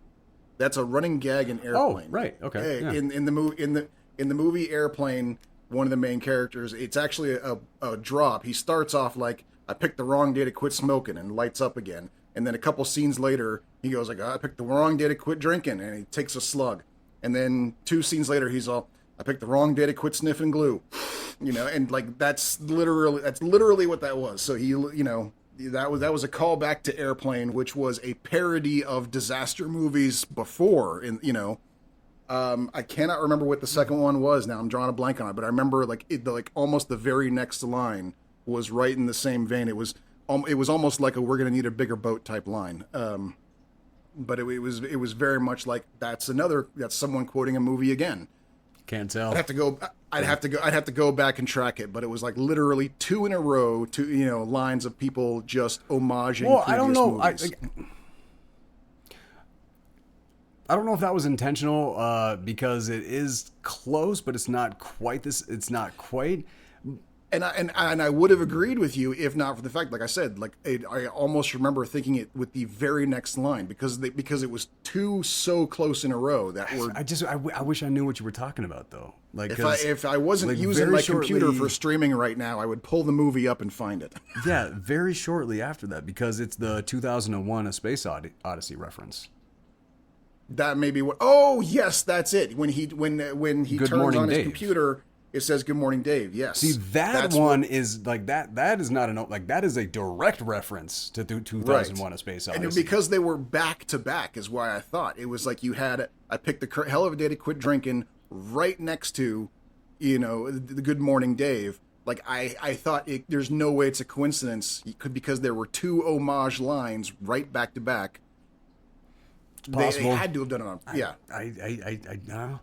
Especially considering I picked a hell of a day to quit drinking, or I picked the wrong day to quit drinking, is probably the only line from Airplane that still survives to this day as a repeating joke. What? So. Okay. Don't call me Shirley. Fine. All right. Thank you. I didn't even have to say it, man. You knew. But still, that's 2. Of course, I'm serious, and don't call me Shirley. That is the line that has survived from Airplane. So firing the missile and not giving up, and then the final dogfight begins as the boys are attached to the mothership. And that's the thing; they've already dropped the virus. They've already dropped the virus. It's already going. The shields are down. The attack is underway. These 2 just hanging out behind, getting ready to puff on their cigars. Mm-hmm. I can't say this is one of my favorite moments of the film. It's just what a wildly enjoyable moment for me. Just the two of them, kind of the realization over what they got to do, everything like that, and making peace with it. And they don't even panic. They don't get mad. They don't. They both kind of much love to you. They're both pretty much like, I guess we both knew going in that this was going to happen. So let's just go out. Let's go out smiling, and Great moment. Moment. And then Hirsch starts praying, and the SecDef sits down. He's like, "I'm not Jewish, and nobody's perfect. I'm sorry." I forgot to bring that up. Actually, that was back with the temper tantrum scene. That was the thing. This kind of goes back to what we were saying before about how good they were with their exposition and the fact that they told us what we knew and want to know. And it was the line from Hirsch where he literally says, everyone loses faith sometimes. I haven't spoken to God since I lost your mother. Mm-hmm. Like, that's a whole shit. Like, he used to be a rabbi. He lost his faith when his wife died. And he's, and it's like, that's a whole shitload of history in what is practically a throwaway line otherwise, But the way that it was delivered, the exposition was delivered in a very heartfelt, supportive moment that absolutely made sense to both characters and the situation they were in. Which made the very small moment of, as Dave is about to leave, he hands his father a Bible and a is it called the Bible? Yarmulke. It's called something else. I can't remember what. I don't know what it's called. I was just curious. But the yarmulke, he hands him that, and basically he's like, "I'm going to do my thing. You do your thing now." And it became a much deeper moment thanks to one single fucking line 4 scenes ago. Mm-hmm. That was otherwise. Yeah, it kind of a master class in exposition. Now here's what this isn't really a problem for me for this movie. This particular actor, and I could not figure out who the hell he is. He actually wasn't listed, even like in the IMDb or the Amazon X-ray. I couldn't figure out who he was on the IMDb, but he's the everyone's running out of missiles, and Quaid comes in out of nowhere. I still got one for you, and that one guy who's on the radio is like, "Who's that guy?" Oh yeah, they're one of their barkers. He literally stays like in that position. Everybody else, the alien attack is going, and they're all figuring this out, and he's just, "Who's that guy?" He's in both of our movies this week. Really? Yeah. He's the waiter in like the opening sequence of the Birdcage, where Robin Williams is walking around and he goes up, and that one waiter gives a little bit of exposition dump about where Nathan Lane is. These are the only 2 movies I have ever seen that guy in, and we're covering them both this week. How do we keep doing this by accident? I don't know. This is the 3rd time we've done this. It was Rick Ducommun. It was Rick Ducommun, Mary Jo Beth or Mary Jo Smith. I think it was Beth. And then this guy, which I got to figure out his name. And then there was the week where we had 2 movies in a row where a woman's sleeping with a father and son. There was that one too. Jesus. Yeah, the common themes that we are running into are weird here, man. Purely by accident. Like, that's what we should talk about during our final season. We should just do a review of the weird fucking links between these movies that we keep running into by accident. That would be. That actually would be. We should. We gotta figure out our finale episode, our season finale.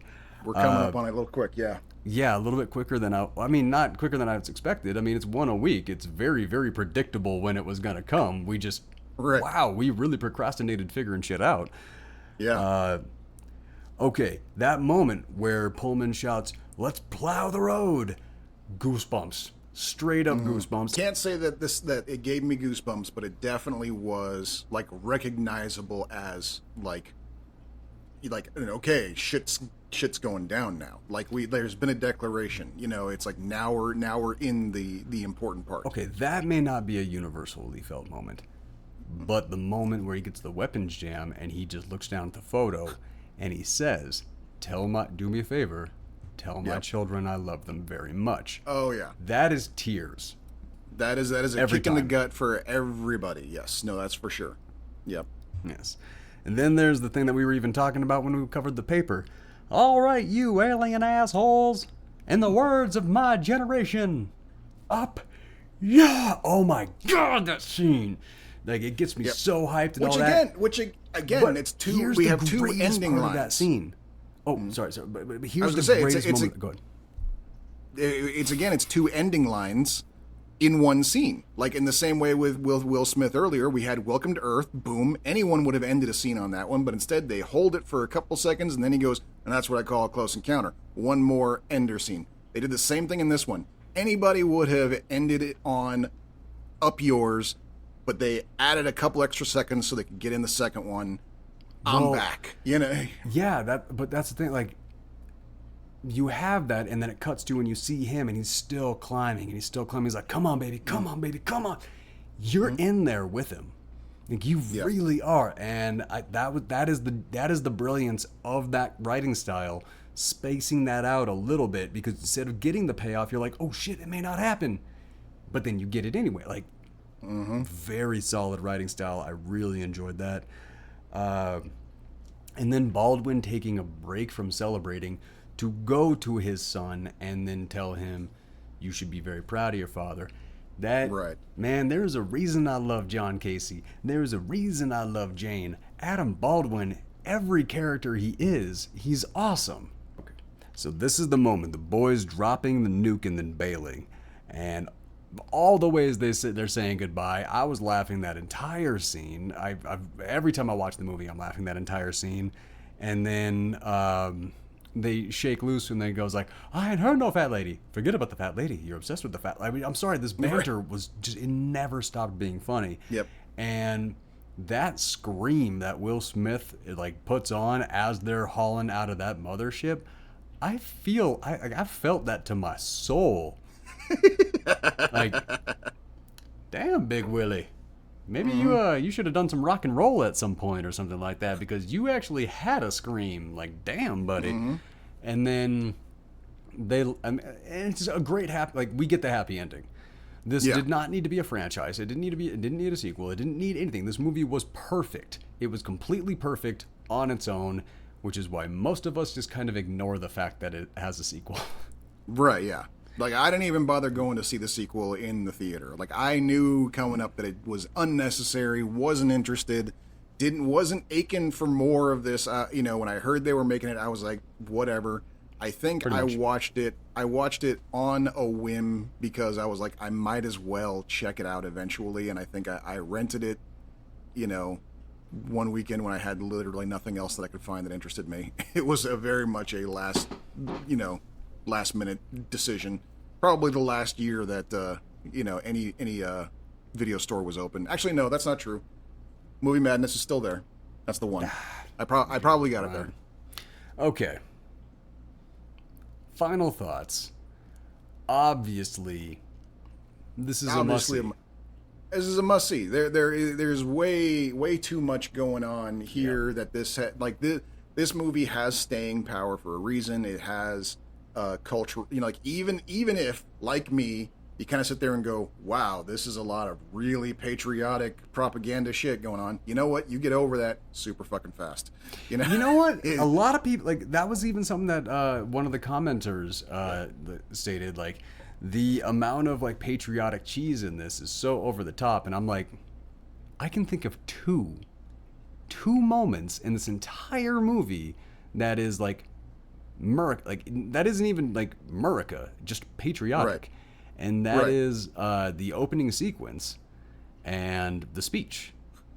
What else is there? Like what there is the one grandiose other thing? Like, it wasn't so much a grandiose thing, but I remember, and this was again a thing, like I said, I saw it with a bunch of people and then we went out to dinner afterwards, and so we talked about this a lot. Like I said, my friend's girlfriend was just quoting the Welcome to Earth line over and over again. It was delightful. She was adorable, But one of the things that I brought up that I thought was kind of weird was when they did, start the plan, and when they did, say like, okay, get out, put the Morse code out there and let everybody know we're going to do an attack plan. We got, we're going to do the, bring the virus shields down, and then they cut to basically, I guess. I don't know where this is, but it's a bunch of British soldiers out in the desert. I don't know if they're supposed to be Foreign Legion. It was Iraq, okay. Mm-hmm. And and the guy comes up and he's like, it's the Americans, it's Morse code. They say that they've got a a plan for an attack. They want to do a coordinated attack, and the guy there goes like, "Oh, it's about bloody time," and I'm like, so what? The conceit of this movie is that the entire world is literally just sitting on its thumb, waiting for the Americans to come up with something. Is that really a plan? See, you took it just to the place of the Americans came up with it. I took it to the place somebody had a plan. Okay. Like, and that's fair, and that's totally fair. That's just hating on America. But like, yeah. but like I said, this back when I first saw the movie in the theaters, that was a point that came up in my head the very first time I saw it back when the movie first came out. Like I said, I never ever saw it like that. That was just like, holy crap! Finally, somebody came up with something. Like the fact that we came up with it. Fuck you! We made the movie.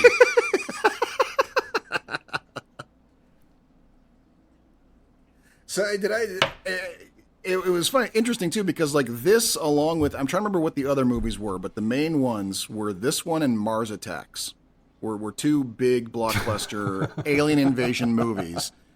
There were a couple more. These weren't the only ones. There were way more America in Mars Attacks than I would in Independence Day. Right, yeah. But I remember a friend of mine. I can't remember which one of them that we walked out of. I think it was when I think it was after we had seen Mars Attacks and we were leaving. And that was just like the latest. There were a string of movies that were straight up alien invasion movies. Like the big ones that stood the test of time was ID4, but there were others, one of which didn't quite uphold as much over time, which was Mars Attacks, but was pretty much up there. That is a cult status movie to I suppose the highest degree. Just for it does have a small loyal following for sure, but there was a string of like movies like that were alien invasion. I had a friend that after we were leaving, one of them, I think Mars Attacks, basically said like, you get the feeling like maybe it's coming, and I'm like, what? And he goes like, what if all of these alien invasion movies that are coming out, he's like, what if it's because we've made contact and it's not going well? And so they're trying to mentally prepare us for the coming alien war. Okay, that just sounds like just flat out Okay, yes, teenagers went to go see a movie and then talked about it afterward. That is exactly what that is. that was my life. You have no idea how much of my life was spent sitting in the back of my truck in the parking lot of a movie theater, spending hours talking. Like, we just saw an hour and a half movie. Now we're going to sit in the back of my truck in the parking lot until 2 o'clock in the morning for like the next 4 hours talking about the only hour and a half long movie we just saw. And then fast forward 30 years and it's what you do on your Thursday nights. There's nothing new under the sun, man. There's nothing new under the sun. It's just the cameras are better now. Flat out, clear as day, this is a must. Oh, yeah. There's no ifs, ands, and buts about it. And that's the thing. It's like, I don't think this is one that we needed to remind people about. Like I said, I've already seen TikToks of it. I don't think we need to convince anybody that this is a movie that has to be kept alive. I think the world is already on board with that one. Mm-hmm. Now we're going in episode 15, part 2, The Birdcage, directed by Mike Nichols, written by Francis Weber and Eduard Molinaro, based on the stage play by Jean Poire, starring Robin Williams, Nathan Lane, Gene Hackman, and Diane Wiest, with Dan Futterman. Cage le Folle. The original play, Le Cage le Folle. Oh, nice. Have you seen it? I have not, but I heard that there was actually a recent revival of it. There is It's really weird that I never saw this pop up in Portland. That is odd, yes. Mm-hmm. But yeah, they're apparently on Broadway. There's a revival of it right now. They've brought nice. They've got an English translation of it. So instead of trying to redo the Birdcage, they just went ahead and translated La Cage le Folle into English, and they're doing that on Broadway right now, or they were a couple of years ago anyway. I'm not sure. But yes, it was recently revived. Yeah, loved it. So with Dan Futterman, Calista Flockhart, Hank Azaria, Christine Baranski, Tom McGowan, and Grant Heslov. This cast can I take a moment? Was perfect. Can I? Please. Yes, and can I take a moment to talk about Calista Flockhart? Because this is someone, and this was kind of like a reminder thing, seeing her here in one of her early, this is before Ally McBeal, this is before Supergirl. This is kind of, I don't want to say this is her breakout role, but it kind of was as far as I knew her of. I don't remember her before this. Yeah, that's the thing. And, she's young, she's got that, starry-eyed 18-year-old, teenage, innocence thing going on with her that, of course, became her trademark when she became Ally McBeal only a couple years later. Carried that same sort of adorability, all the way through primetime. Was one of the most popular shows on the air when it was on the air, which just made her as Cat Grant all the more jarring. Like when Supergirl first started, I had a hard time accepting Calista Flockhart as this like hard-nosed super bitch, because I was like, no, Allie, what are you doing? Stop being so mean. You're not like this. But yeah, and kind of like getting back into that, that, like I said, that sort of like weird sort of elfin princess thing that she has going on, which threw me for a loop when I decided I wanted to go like, wait a second, where exactly? So I went to go look, and she is 32 years old in this. In this movie? In this movie, she's 32. That tiny little, they say she's 18. She looks like she's 16, but no, according to when this movie was released and when Google says her birthday is, she was 32 years old. She was older than the son that she was supposed to getting married to. Damn. Yeah. Well, singing her immortal praises, wow. She's clearly been bathing in the blood of virgins, so, more power to her. Clearly. So this one, opening in right on basically LGBTQ friendly as hell feeling, and that carried the whole way through the movie, and there were some interesting things that I really enjoyed that was in the movie, but it was never addressed. And that's the thing. You had a lot of bigotry, a lot of funky looks going towards the main cast from the extras and the background, but it never actually reached them. Right, exactly, yes. But so there because was, the club was a protected space. No one. But not that, like when they were out in public, when they were walking the streets, like you saw some of the extras were giving them like, huh? Like you had those moments that were in the background, but it was never part of the story. That they let the world they let the story be placed in a real world setting where real world consequences and everything like that. Not a fantasy at all. The characters just never gave a shit. Right, yeah, and to a certain degree, you can even kind of dismiss it, because are those looks because they are such a flamboyantly gay couple, or is it because they are arguing loudly? And of course, you're going to turn and look at what's going on. Yeah, and but specifically, I'm talking about like when they were just kind of and like, I'm not saying that every gay person sachets, but Nathan Lay sashayed the whole movie. So like he was sashaying his way up into place, and then you just see like this old white guy, like I was sitting there with his wife, and he's just like, right. Things like that were all over the background of the movie. Like they actually told because these were obviously extras, they didn't do this out in public. Right. They told them to react, like, be shocked that you're seeing gay people in public and everything like that.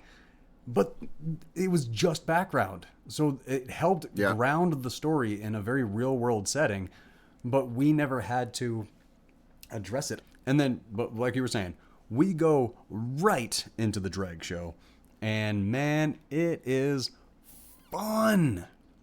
Yeah. Which I've been to a few drag shows. They are always fun. They are never a bad time. Like the freaking out about drag shows is one of the weirdest things on the planet, because I know, right? I've had a bad time at basically every kind of show. Never had a bad time at a drag show. Kind of amazing that they are batting 1,000, but they just are.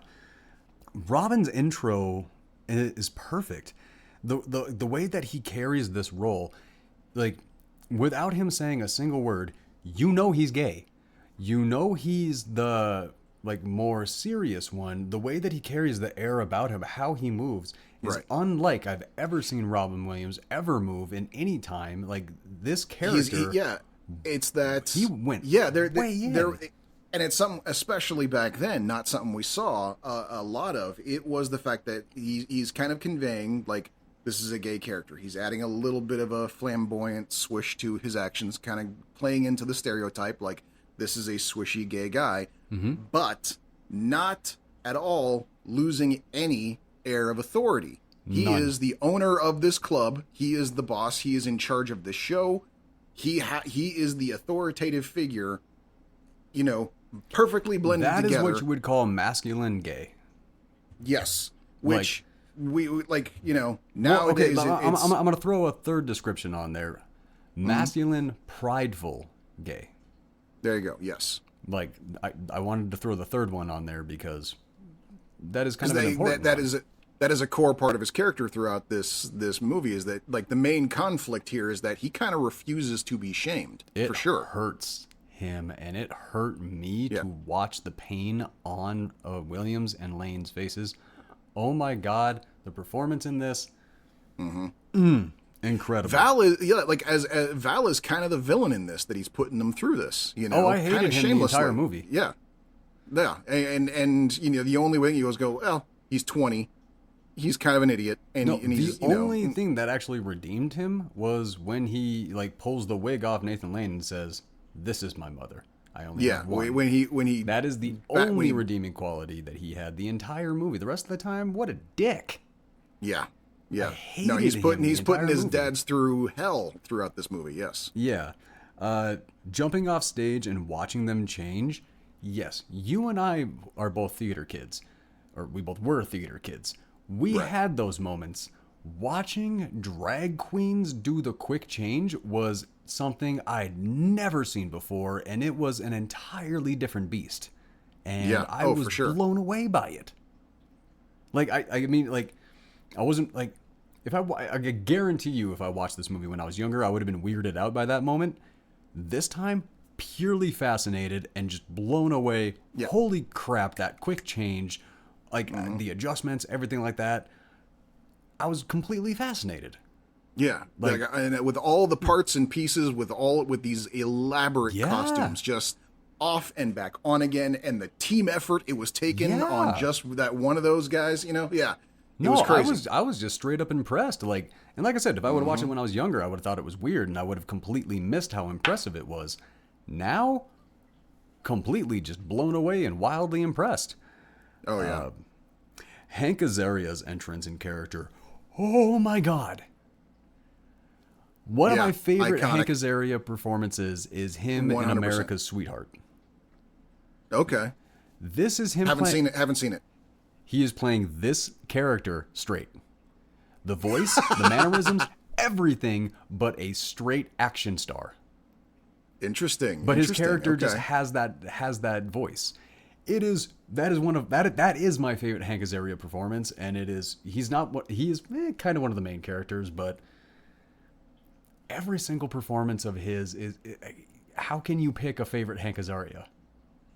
That is near impossible for sure. We're talking he's all some of the over the board. Well, yeah, but we've talked about character actors and how you kind of can't remember character actors' names. Mm-hmm. You don't have that problem with him. No, that's true. Yes, he's wildly transformative. Huge differences in characters. He is a character actor, but you always go, "Oh, it's fucking Hank Azaria. We are in for a ride." Yeah. I think he's the one character actor that I'm aware of that completely breaks that. We all know who he is. Yep. But at the same time, pick a role that he went full dive on a character and name the character. I can't even remember this character's name. See, I know it was said 100 times. His characters are not iconic. He is. Elgato? Something. It does start with an A. Spartacus. I do remember. Yeah. Later he decides to improv and change his name to Spartacus. Because I think is the best part about this movie. It isn't just the fact that this is a whole, gay culture extravaganza. It's the bits where you have the gay people trying to figure out what straight people do in order to pretend to be straight. Those are some of the funniest of my jokes. favorite moments. But as Yeah. it turns out, my favorite moment in the entire movie was unscripted, completely improv, and wildly on accident. Nathan Lane's intro, I thought it was so over the top perfect, but it was not over the top. It was just perfect. Right, yes. No, here's the thing. When people say the word drama queen, this is what they're talking about. This is the reference. This is Nathan Lane in the Birdcage in his introductory scene. We are now seeing the quintessential, unfiltered, 100% drama queen. But I was so happy with every single thing it said. I'm hideous, hiding behind the curtain, and then Robin Williams trying to like get him out, trying to bust down the door, ripping the doorknob off, and this fucking door. Like all of these things, I was dying. There's a whole freaking movie. I could not stop. I was trying to take notes, but I had to pause it just so I could stop laughing. This movie was incredible. By the way, I've never seen this movie. Before now, I had never seen this movie. I had it mixed up with another one. This was an amazing. I was so happy to watch this. Wow, I'm so happy for you. I'm jealous. It was wonderful to see these moments for the first time, especially to see Robin Williams doing this. I could have sworn that I saw this movie when I was younger, but I think I just saw the previews and assumed I watched it. I mean, I suppose it's possible, yeah. I mean, I was a kid when it came out, so I mean, either I did watch it and just completely did not understand anything that I was seeing. I can believe that, based off when this movie came out. I can believe that, and I just was laughing watching Robin Williams do all the funny things. Yeah, I can completely buy that, but I do not remember a single thing about this movie. Oh, wow. So this was completely wild. I didn't know what was coming. I was confused by certain things, and I was just blown away by it. Fast forwarding to the end, of course, this is a must-see. I'm recommending everybody watch it. It was way 100%, too much fun. Yes. And the true brilliance over this one is it doesn't have a fantastical ending.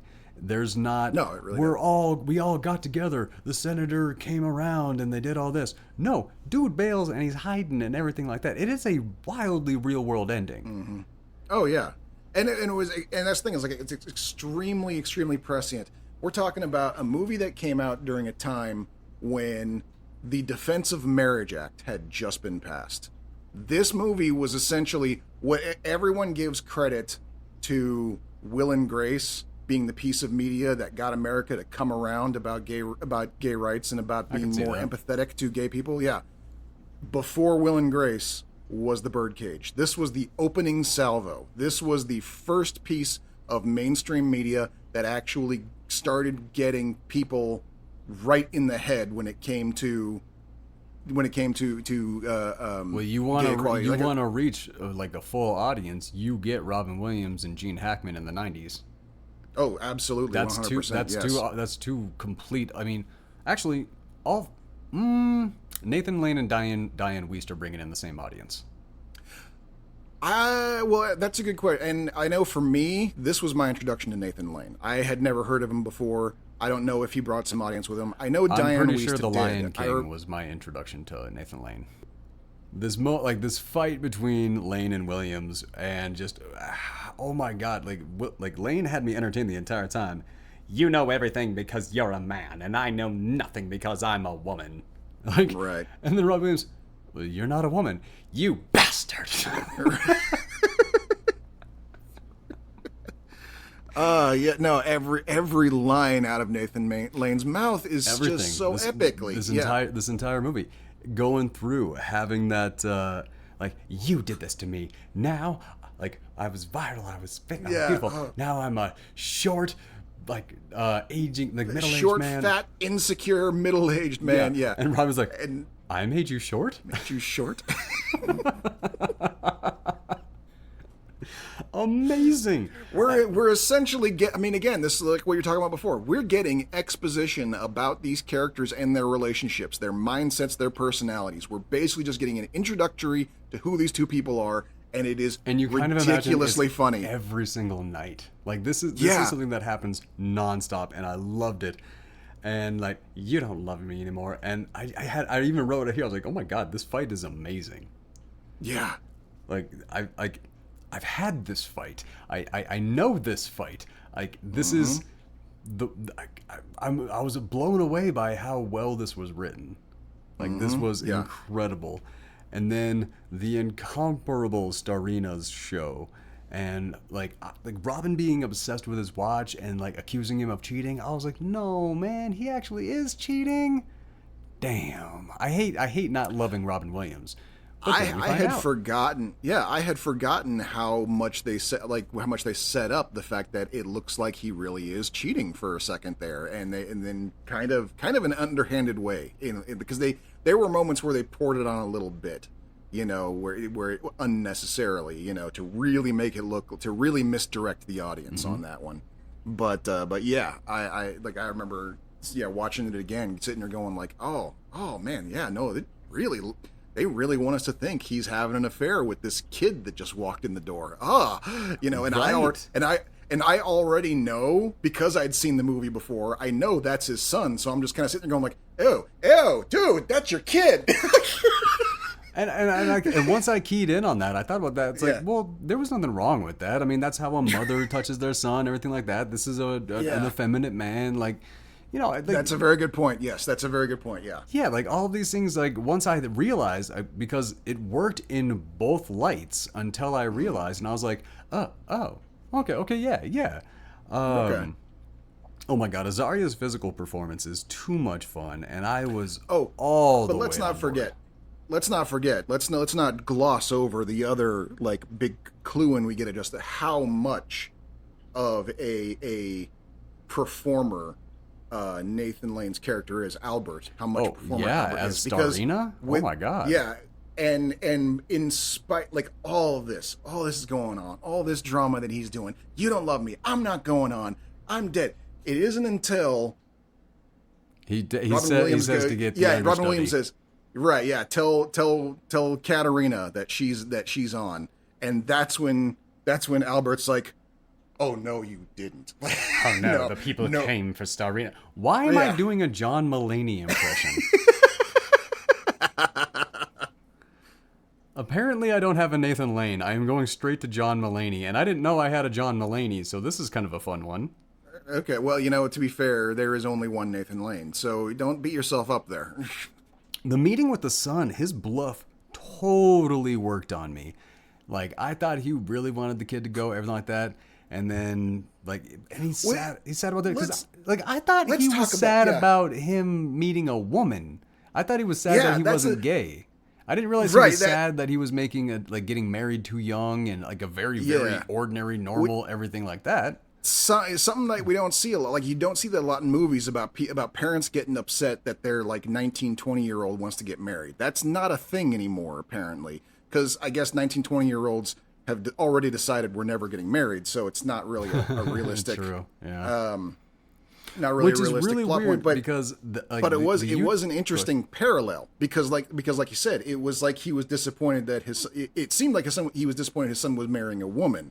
And that was the interesting parallel, because they basically created this scene where the kid's coming out straight to his dad, and his dad is like, no, get out of this house. Like I was just about to say, the YouTube algorithm heard us talking about the Birdcage, and it pushed on the SNL skit where John Ritter has his son come out as straight.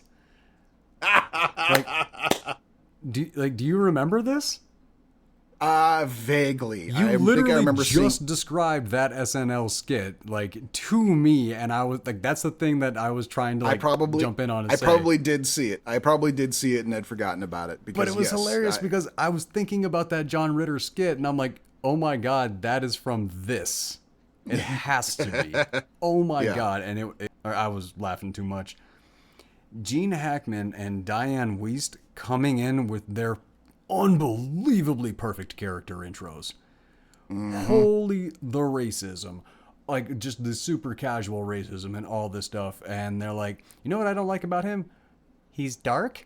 No, I was going to say liberal, but he's also dark too. And I'm like, Bob Dole. He says Bob Dole is too liberal. That's who this guy is.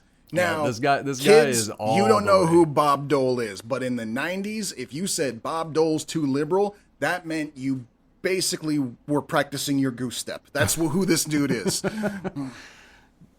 And that was Gene Hackman's character in this, which Yep. they never really, like, they told us that's who he was, but they never really showed us that's who he was. And I felt like that was a little bit of a mistake. I feel like we could have seen it, and that would have given the character's journey a little bit more. But Maybe, that but wasn't what this movie was. Yeah, like I and said, I think all to the a certain bigotry and degree- stuff like that was sidestepped.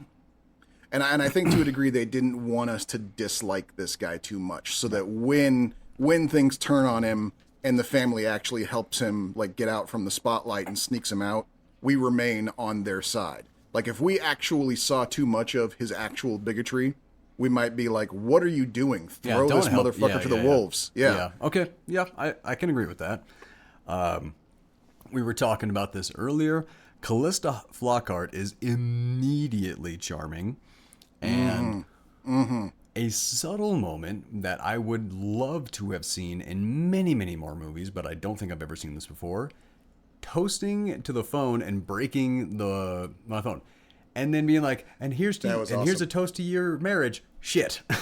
It's like, no, that wasn't my toast. No. That was beautiful. That was wonderful. I thought that was incredible. I didn't really know what to write here. All I put down was Nathan Lane out shopping is the joy of life. Oh, even better. Let's go to the scene right before that. After he comes in, he thinks he's caught Robin Williams cheating, and he's like, "No, Val's home." Oh, okay. And then and then Nathan Lane goes to Val's room, sees Val sleeping. We get that shot of the nudie poster on the wall. He is very straight. He's got the naked woman poster on the wall, and two gay dads have been fine with it the whole time. But when Albert comes in, sees him sleeping, what is the first thing Albert does? Picks his fucking laundry up, gathers his dirty clothes up off the floor. He's a mom. And takes it out with it. Exactly. The single most maternal thing you will ever see in any movie or TV show.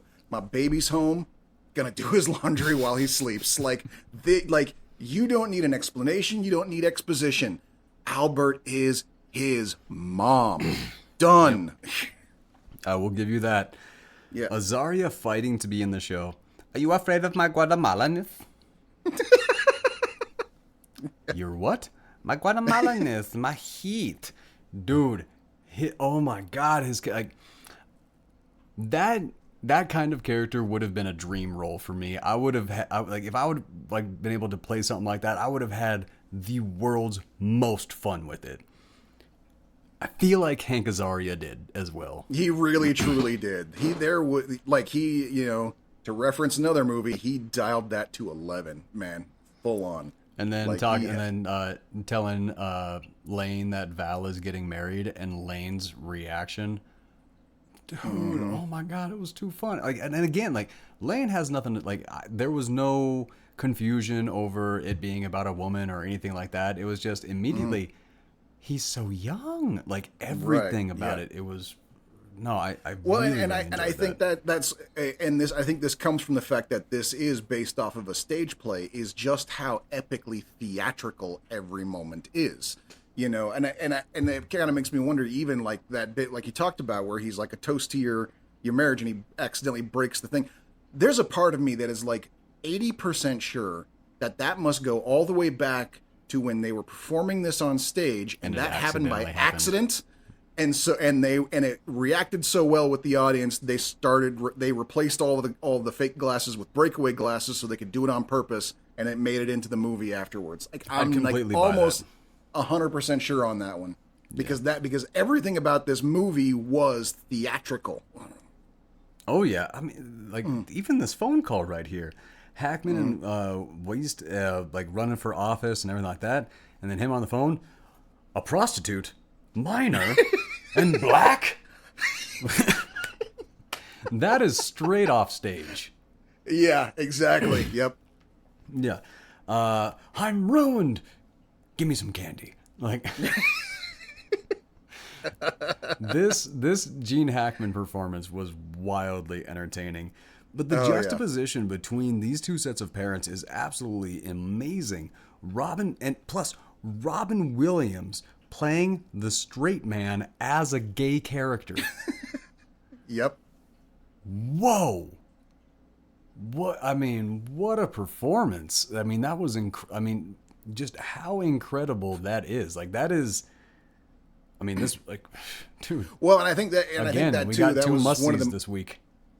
Yeah, and I think that also kind of played into the scene we get later on where he's trying to, inspire one of his dancers on how to dance. And we get that whole, like, routine, you're doing fussy, Marsha Grant, like that whole bit. I think that was just a little like, look, we've got Robin Williams in a movie. We need some Robin Williams. We've got, like, you're doing great with this character. I wrote a note right about that time where it was like, I'm pretty sure this was the moment in the movie where Robin could not take it anymore, and he had to let something out. Right, exactly, because he's been keeping it refined this whole time, and they're like, we need some Robin Williams in this moment. And that was a cut. That was a cut for the trailer too. It was in the trailer, yes. I saw the trailer. That had to be it. Like, I just saw the trailer when I was a kid, and I just assumed I saw it. Like, I feel so dumb about that, but I'm pretty sure we've all done that. Yeah. Calista trying to tell her mom, and then Hackman pops up in the window. Again, that is a stage moment. That is pure stage moment. And then Wiest selling the wedding is so wildly fun. Like, it'll be a wedding and all this and everything like that. And then there's the deer in headlights coming from Calista, like, because she knows, like, oh shit. Yeah, this just got way out of hand. We've gone from lying about who the parents are just to get them okay with the wedding to, oh my God, they're now. Technically, the only lie is that he's a Greek attaché. Everything else is technically true. Okay, yeah. Well, no, she also lied about what their name is. She covered up that they're Jewish by changing their name. Oh, right, from Goldman to Coleman. Yep, exactly, yep. Oh, holy crap, that literally was my next note, what we were just talking about with Robin on that rehearsal. Right, yeah. But also in that rehearsal, the backup dancer, I don't get it. And then Nathan Lane in the back, just, try more gum. Yeah. I think the one-liners out of this week are just... Oh, yeah. Oh, my God. They were all too good. Futterman and Robin's discussion about hiding, it's really deep. It's the intense, way that he's talking about, like, remember my first day of school where, like, you said that if my teacher asked what my dad does, say a businessman, like, you told me to hide. And then Robin's like, yeah, that was kind of to protect you. And he's just realizing everything that he put him through and had him lie. And this is the first time that he's ever being asked to do the same thing that he asked of him. And that, whoa, man, like, they didn't even go too far into it, but the deepness, and especially considering that this was probably 15 years ago, he may not have been as out and proud 15 years ago as he is now. So he's having to kind of answer for his own, being in the closet. Now that he's out of the closet, never wants to go back again, and now he's basically having his past closet days thrown in his face to put him back in. And it's like, okay, this is a war crime, Val. And yeah, you can see it all on Robin Williams' face, of course. Yeah, I gotta say, he wears the pain. Yeah, and that exit speech he gives, it's like that should be like, every time we have some new "It Gets Better" ad campaign come out, they should all just be that speech that he gives right there, where he's like, yeah, I fought hard to be who I am, and I'm not going to pretend to be anything else. This senator can go fuck himself. Yeah. And so... No, and that's the thing, is like, I mean, and the things that this kid was asking for, like, send Albert away, be less obvious, like... Yeah. Like, oh my God, take all of the art and decorations out of your house. I wanted to reach through the TV and start smacking the crap out of this kid. I'm like, dude, these are the people who raised you. Show some damn respect. Like, things you are asking them to do this is not reasonable stuff. Right, yeah. Like, telling the person who raised you as their child to disappear while you're introducing people to your parents? What? Yeah. Pain. Not so much cool pain. at all, yeah. No. Yeah, where you said it, like, fuck the senator, like, absolutely correct. But Robin always plays the morally sound character. Well, I mean, I guess. I mean, he's a little bit. He makes funky decisions, but morally, yeah, he's not as much of a villain as Val is. But he is kind of. For him, it takes him a second. Like, he has to see the reaction from Albert and feel guilty about it before he makes the right decision. He will make the wrong call. He wanted to make the right decision, but the struggle between doing something for your son versus doing something for your partner, I can understand that is how a tough that one, would yeah. be. Like that's what I was saying. Like, the pain that Williams he was wearing, I understood it because he didn't want to do that. He told Val that he didn't want to do that. Like, he was trying to end the situation. So I think he was on the right side immediately because he was trying to end the situation before it ever even reached Albert. True, yes, that's true. But then it is kind of weird how, like, he did kind of, like, once he did decide to help out Val and take that position, he was not very nice to Albert about it. I mean, there are a lot of instances in this movie where Robin Williams basically says to Nathan Lane, in no uncertain terms, stop being such a girl. Right. You know, and it's pretty rough because we know the only reason he's doing that is because he's trying to make Val happy, and Val is a complete fucking monster. Yeah. You know? So it's really hurtful. But I mean, he specifically does give the line. He's like, "You're a performer. I'm a director. We can do this." Yeah, so, and that's where the redemption for him begins. I'm forgetting his character's name. I only remember Albert's name, and that's it. The rest of them I've forgotten. Mr. Goldman, I don't know. Yeah, okay. No, like that's why. Like, if they're A-listers, I go by their actual names because it gets too confusing. Right.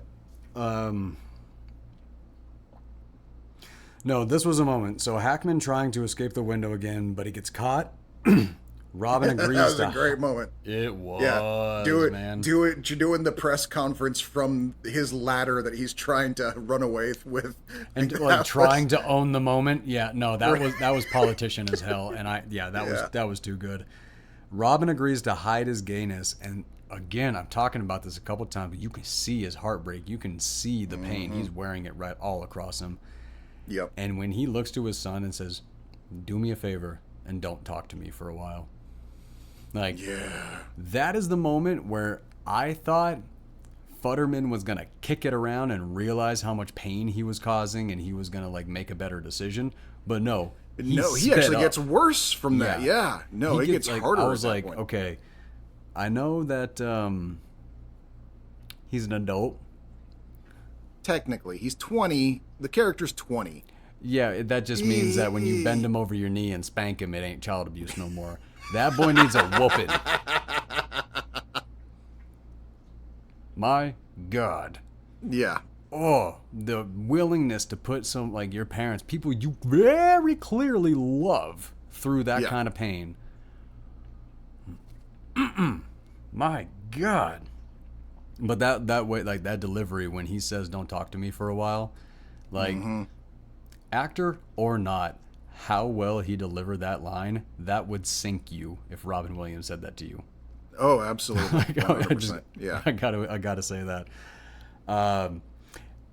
At the beach, trying to convince Lane to go on vacation while the others are trying to, like, straight-eye the queer place. Dude, I fucking love that scene because they're sitting there at the beach. They've got the shade umbrella over them, and they're both wearing hats, and Lane's even got the whole white goop on his nose, and the first line is, "I love the sun." Like, oh my God. Like, these characters are just epically wonderful in every way. Okay. Gotta love them.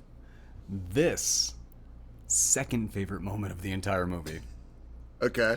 So when Robin Williams is trying to prevent Nathan Lane from going up back into the apartment and everything like that, and then he just out of nowhere just goes, I hurt my thing. Like he didn't know what to say. He's like, I hurt my thing. Like, oh, that floored me. That was so much funnier than it had any right to be. It was that absolutely killed me. And then the exact same, we've been robbed.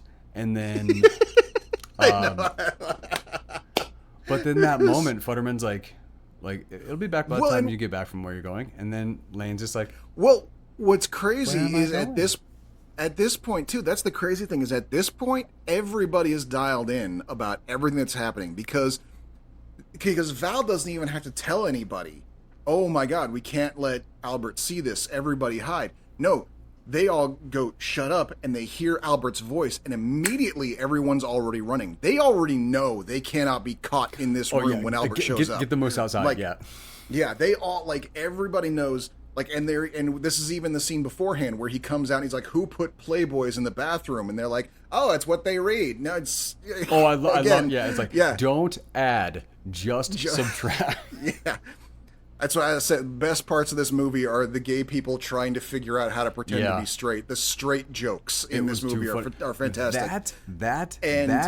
And basically everything with Azaria trying to be a butler. Right, yes, exactly, yes. Trying to be a straight butler. My name is Spartacus now. Yes, not just wearing shoes, but wearing shoes 3 sizes too big and no socks. Yeah. I loved every single moment he was on screen. It was too funny. But that's the crazy thing is that all of these people that are helping them pack up, it's like this, and it appears to be the entire crew from downstairs, all of the performers and cast and crew. And they are all completely dialed in. They know everything that's happening. They know about the wedding. They know about the senator. They know about what they're here to do. And they know that Albert cannot find out. Mm-hmm. Albert is literally the last person in town to find out what's going on. They fucking did him dirty. As much of a drama queen he is. Yeah, but his exit in this moment, it hurt my soul, man. That's the thing. He is the biggest victim of this, rightfully so. Everyone's there is his overreactions to everything is played off as a joke, but in reality is entirely valid because he is getting the shit end of all the sticks right now. He has every right to be overreacting. Oh, absolutely. At no point do I actually think he was overreacting. Mm-hmm. He was way animated while he was properly reacting. Right, yes, I'm exactly. sorry. What he was going through, what he was being put through, no. Wild amount of pain, and he should have gone even disrespect more. Yeah, the amount of disrespect that he was being shown throughout this whole movie, oh my god, I felt so much pain for him. Mm-hmm. Her, I don't know how to it's never really clear, and it was kind of before the pronoun thing, so it's kind of it's very back and forth. Yeah, I mean even the gay character in this play that was written by gay people is still calling him a her. Right. Very confusing. I don't know when the rules, because I don't even think the rules are hard set right now. They just are what they are right now. We were talking about this earlier. Them deciding to direct Lane as a straight man, comedy gold. Just what are you doing with the sport? No, don't dribble. Smear, men smear. Yes. And then set it before I'll say it again. The straight jokes are the best part of this movie. They really are. Oh my god, just yelling at him to get his pinky down and all of this, over and over again, and he keep putting his pinky get that goddamn pinky down. Just watching Robin Williams be a director and directing his partner to be straight is was some of the most amazing things I've ever seen. And you pitched this while talking about it, the John Wayne walk. Doc, you gotta explain this. Okay, so yes, it's probably one of the most iconic scenes ever when, and Robin Williams is telling Nathan Lane, you gotta walk like a man, and Nathan Lane gets up, does a sort of, his first attempt, he looks like a British queen. Like he's Queen Elizabeth walking back and forth.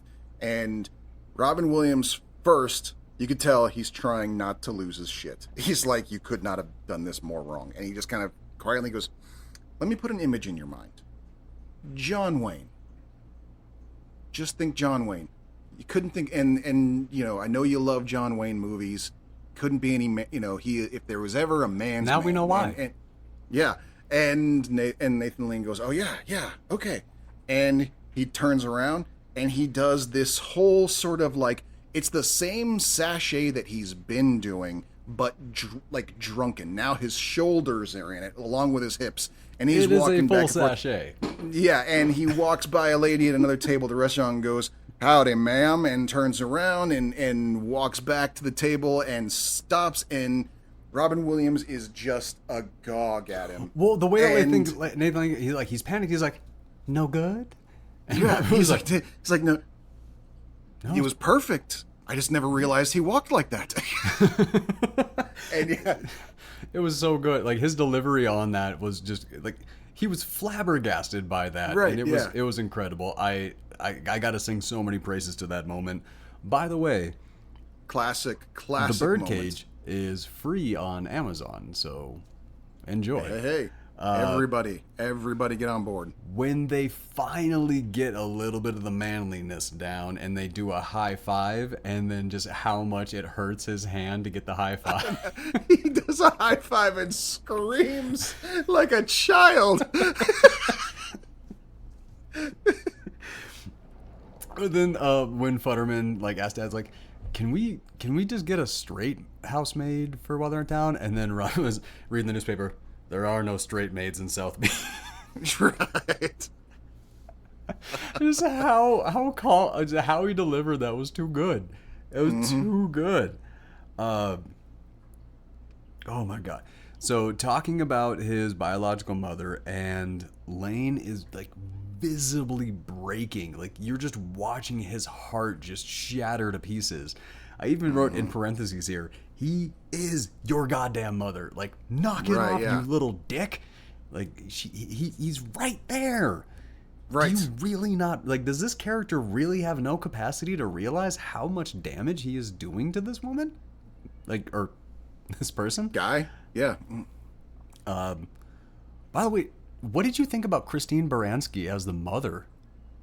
Oh, she was amazing. Perfect, right? Yeah. But yeah, and so seeing her show up in a movie and playing like this, an interesting Powerhouse character. Realtor? Like what was she? It was a bodybuilder gym. Yeah, it looked like she did like a bodybuilding gym, and which again a whole like, we get a whole lot of exposition on her whole history really quick, where it's like, yeah, they were in a show together. She tried to seduce him. He was like, what the hell? Let's give it a shot. And then. Go ahead, finish. Yeah. So yeah, she tries to seduce him. He basically gives in, is like, what the hell, let's give it a shot.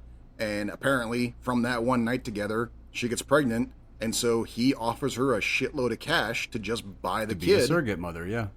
And she uses the money to start apparently a chain of gyms that she is now queen of bodybuilding in South Beach somehow, and has barely given her son a second thought since then, which not her son. Yeah. I mean, that's power to her. That's kind of the thing, I mean, that is what that was. So I agreed with it, everything like that. But what I meant was her and Williams would have made Futterman. That casting was perfect. Justin. Oh, okay. You just mean in like the whole face shape and that whole thing. Yeah. That was pretty clever. Yeah. I thought that was perfect casting. Like those two together, I really feel like they would have made Futterman. It's kind of like I thought that was done really well, except the nose was a little too. But I do want to shout out another, probably might have come from the play again or not. Who knows? This might have been an own thing, but the receptionist. Her receptionist reading a Nietzsche biography while they're waiting. That made me laugh for some reason. I don't know why. I completely missed it. I didn't even notice that. No, yeah. Well, whenever they're cutting to the scenes where Albert is getting really uncomfortable Right. while waiting and getting angry, and then they cut to the receptionist who's watching Albert get uncomfortable and trying to mind her own business on it. The book she's reading is a biography on Nietzsche. Big. I will say this. I did not like how handsy she was with Robin. Yeah. Like, no, she crossed the line pretty quickly. She was right away trying to get him drunk and trying to get it on right there. Yeah, no, it was fast and inappropriate really quickly. Because I didn't really know how to feel about that, because Robin really he was ranting and he was raving about her and everything like that, and she was kind of doing the same, and it did feel a little bit very nice, but it also felt like one of those moments where a straight woman is hanging out with a gay man and it's very safe, it's very fun, everything like that, and then like the straight woman kind of takes it a little bit too far. It's basically what we were watching, and it did feel like what we were watching, and I did not like it. No, yeah. Like when Lane busted in and caught them all like somewhat kind of ish in the act, I was once that again, it ended. He is absolutely justified in his reaction. 100%, 100%, like completely. Possibly the reason, probably one of the reasons why he was so insistent that he come along and was so nervous in the first place, because maybe to a certain degree he knew that this was possible. He's like, I remember that bitch. She couldn't keep her because hands it off wasn't you. just one night of straight sex. It was they had sex twice that night. Yep. So that's a hint that there was a little bit more to it than just what we're discussing. There were a lot of hints to additional story, which like we were able to fill in the gaps, but oddly enough, like it was more of a coloring book than filling in the gaps. Well, and also had it. And here's the question. Like she even asks him, like she hasn't seen him since Val was born. He gave her the money, and she even asks him, "Are you still with Albert?" So that means the last time. That means that there is a dropped suggestion there, never confirmed or whatever. That but there she is cheated a on possibility. Albert with him, or that he cheated on Albert with her. Yeah. Exactly. Yeah. So this is a very sensitive topic for Albert in 6 different ways here. I can very easily see that. Wildly, like the crucifixion joke, where they come in and they have that, and Robin Williams says, like, "Are we crucifying someone tonight?" Pays it off almost immediately when Lane comes through and he's just like, "I'm going to the cemetery," and all this stuff. He's like, well, "Shouldn't you be carrying? Do you want to carry that? Like, you should be carrying that. It's official sign of martyrs." Like, dude, the jokes in this were one very intelligent, and I really enjoyed that. Find out the mother is coming. Lane disappears, and Robin chases him with like really beautiful support. Like he actually, like earlier in the movie, he's like, "I have those papers for us to be partners back at the house." Turns out he actually did have those papers. Yep, and that's the thing that's kind of like, I wonder if that's going to be, in modern day audiences, if this is going to really like catch the way it did back then. Bear in mind, gay marriage was illegal. This was the closest thing you could get to an actual legal union between two men back just then. leaving your stuff to somebody. Yeah. So essentially, what we're seeing in this scene is in the height of all of this, we're essentially seeing these two get married right here on the bus stop, in the middle of all this chaos over the fucking in-laws coming. Like, they get married. We watch the closest thing that they could have to a wedding take place right there. And you see how much it means to Nathan Lane. Like, you really do. He really sold that. And the car ride and the wild racist whining. And the looks on their faces as all the people are like skating by in the thongs. Yep. And just Gene Hackman, like, eye level with all the penis. His facial expressions, they were slaying me the whole way through. I hate Futterman in this. I really did. I hated him this whole movie. No, he is. They try to paint Gene Hackman as the villain in this, but it's Futterman. Val. He is the villain of this movie. but I really feel his want to meet his mom. I do actually feel that. And I wish it would have been no. The movie was perfect. A different version of this would have been just as entertaining if it would have been about him, heartfelt. If it would have been about him connecting with his mother. Right. Totally different movie. But I also would like to have seen, I would like to see that movie as well. I think that would be a very if there would have been a sequel to this, like meeting her new family or something like that, or I guess no, she didn't have a family. She was between husbands, she said, and didn't mention the other. No, kids, I'm just thinking we have 200,000 movies about guys like us. We could use more movies about guys like these. Yeah, totally. I'm just saying, make another one and just have it be a little different. Sure. Yeah. Okay. No, we could use more movies like this. This was nothing but pure fun. Yeah. 100%. No. There was some very deep, heartfelt emotion. There was some deep shit in this. Well, and they made the fun parts that much more fun because you're invested emotionally in everything that's happening here. Oh my God. Okay. This moment, such a tiny moment, I was dying. The mom gets stuck on the bridge, and they lift the bridge for the smallest boat you could find. Little tiny sailboat. The only reason they need to lift the bridge is because its sail is so fucking tall. Yeah. Oh my God.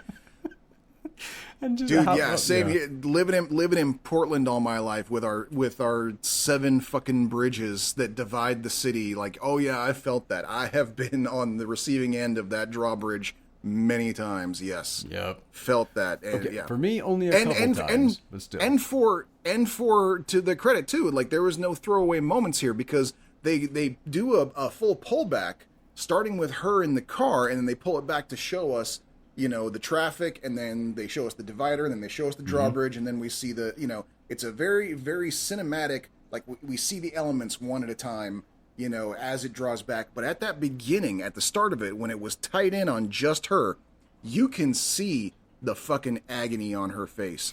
She's like, this may be the most important time of my life, and I'm fucking late because of this fucking bridge. She's tortured. You could see real quick, because we were talking about things that the younger generation may not understand. Mm-hmm. That shot was probably $100,000 shot. Oh yeah, no, there was no drones. That was on a helicopter. They had to fly it or a crane. I'm betting helicopter since it was over the water. It was over a river though, so it could okay. But either way. Mm-hmm. Oh my God, the level of expense that used to come off of a simple ass shot like that. I know, right? Yeah. Crazy. Now you can get 40 takes of that with a drone, and it would cost you not that much. We know the guy that is kicking ass with that out in Portland. Right, yeah, exactly. It's still Bones. It's still him. He is kicking ass. He spent good for him. He spent some time filming down in New Orleans, but now he's back to Portland. That's fantastic. Dude, I'm super proud of... I have no right to be proud of... Okay, I'm happy for him. There we go. There you go, yeah. Yep. I ain't no daddy. You watch the Shrek movies? Oh, yeah. There's only one thing that I remember from the later Shrek movies, and it's that little baby that kind of looks like Chris Farley that shows up and he's looking at Shrek. He's like, I want daddy. That little, that is the only thing I remember from those. Okay. Around the non-table, talking about leaves around the country and Hackman just rambling about colors. Oh my God, the awkwardness was just washing over me, and I couldn't look away. It was, I was like, oh my God. Watching Robin Williams fade in it, almost in and out of consciousness while just wide-eyed, and Futterman, oh my... And Hackman, he's like, the story is terrible. Why am I still talking? I'm like, I've been there, buddy. And he keeps going. He still adds, a couple more states into his story. And it's just all over his face. He's like, Gene, shut up. Right. Stop. And then to add to it, it's like you don't know if they're twisting the knife or if they're really trying to be nice, where they're sitting there going like, oh yeah, no, I was going to answer the phone, but I decided not to because your story was so fascinating. Like, which, this is the moment the movie way begins for me. When Lane shows up in the full housewife drag. Now she looks like Queen Elizabeth. Not just walking like her, looks like her now. But with a beard. Like, I'm sorry. He has a beard like mine. No amount of makeup is going to hide this thing. Wait, Nathan Lane? Dude, you could clearly see his 5 o'clock shadow through the makeup. Right. Yes, that's true. Yes, you could. Yep. Yeah. So, like, you have, like, neither of them have their glasses on, and they kind of explain that when it comes to the leapfrog bowls. Which I'm so happy they tossed in a tiny shot to actually show the bowls. I was like, those are graphic. Right, whoa. Yeah. No, that's great. No, that was incredible. But it was like immediately when Lane shows up, it was like Hackman had a crush on him. Immediately. Yep. And I did not see that coming at all. And when it happened, I was like, oh, yes. And then the wild panic over Williams and Futterman's eyes, just how huge and blue and terrified Williams was in that moment. My God. Flockhart too. Like, Flockhart's also in on it. Like, she's never met Albert before, but she knows that that's Albert, and she's like, what is happening now? And she's, and we even get it like at the end where she starts, she's like, oh yes, and our name is Coleman there, and like, oh my God, the improv that rolls off on that one to explain that out. Yeah. And then Flockhart immediately goes like, I want to hug you. Yes. Yep. Well, that was the thing. He's like, we've had some confusion about that, so maybe you can clear that up. And then, wow, nails it. Yep. And she's like, Mom. Which is just perfect. Oh my God. And then Nathan Lane goes like Alex Jones hard right. Well, and that's the funny thing is that she's not everything she actually believes. Well, that's the question. Is that everything that, like, are we talking like log cabin Republicans over here? Is that what we're dealing with? Or was she getting into character? Because remember, she's a performer.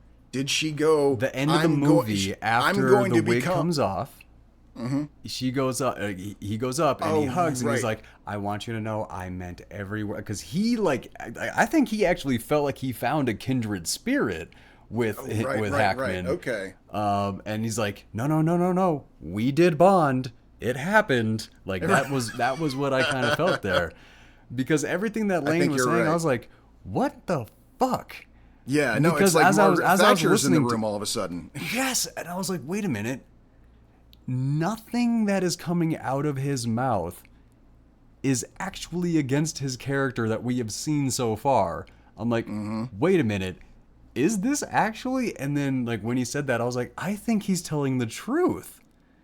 Except for the, abort the mothers with the babies. I think that was him definitely trying to go character. Yeah. At least I'm hoping. Yes. But then again, like I said, log cabin Republicans do exist. So, okay, well, this is fair. Them all dancing and Williams and the mom sitting there like playing piano and singing, and then Hackman and Nathan Lane dancing and singing. I'm like, okay, Hackman, you are 2 steps away from joining drag at this point, buddy. You are having all the fun. You just don't realize it. This is my favorite moment of the film. Okay. When they're freaking out about the fact that there's no entree and Robin is just pounding his head on the fridge. When he walks away from the fridge, there's a bunch of little dents on the fridge that kind of indicate that is his official place to knock his head on the fridge. This is something he has been doing for years. Yep. So I liked that. But the moment where Robin Williams slips on that shrimp and then he like goes into a little tangent and right before he walks out the door, he says, and fuck the shrimp. The slip was on accident every single moment of that was complete improv, and they just decided to keep it in. That's Futterman fantastic. and Azaria both are trying so hard not to break that that weird moment where Futterman like shakes his head and like runs his fingers through his head. That's what Right. he has to do to prevent himself from laughing at what Robin Williams did. Otherwise, Nice. that moment did not belong in the movie. And well done too. He even made a point to like, you know, he had the bottle of Jack in his hand, so it was just like, I just took a slug and I'm shaking that off. It was pretty well done for that. Yeah. I just like favorite, like that was my favorite moment of the movie, is just like, because I knew that he fucked, because I accidentally read that before going into the movie, so I'm like, okay, so I guess we gotta be prepared for when he slips on some shrimp. Okay. And then he does, and I was like, there it is. And then just like right at the end, Rise is coming out, he turns back, he looks down at the floor and he says, "Fuck shrimp." that slayed me. That was great. We talked about the leapfrogging boys on the bowls. The Greek bowls he's got, yes. Yep, where Hackman, like, as soon as Hackman like gets his glasses, the soup like shows up, and there's hard-boiled egg in the peasant stew, which Azaria made. Is like, I know. Oh, I forgot to bring that up earlier, but when Futterman was like, "You know how to cook," and then Azaria's like, "Oh, right, yeah. Apparently, your father thinks I can." Right, yep. Dude, that killed me. Fantastic, Everything Azaria said killed me, though. Like, I just gotta give that. Oh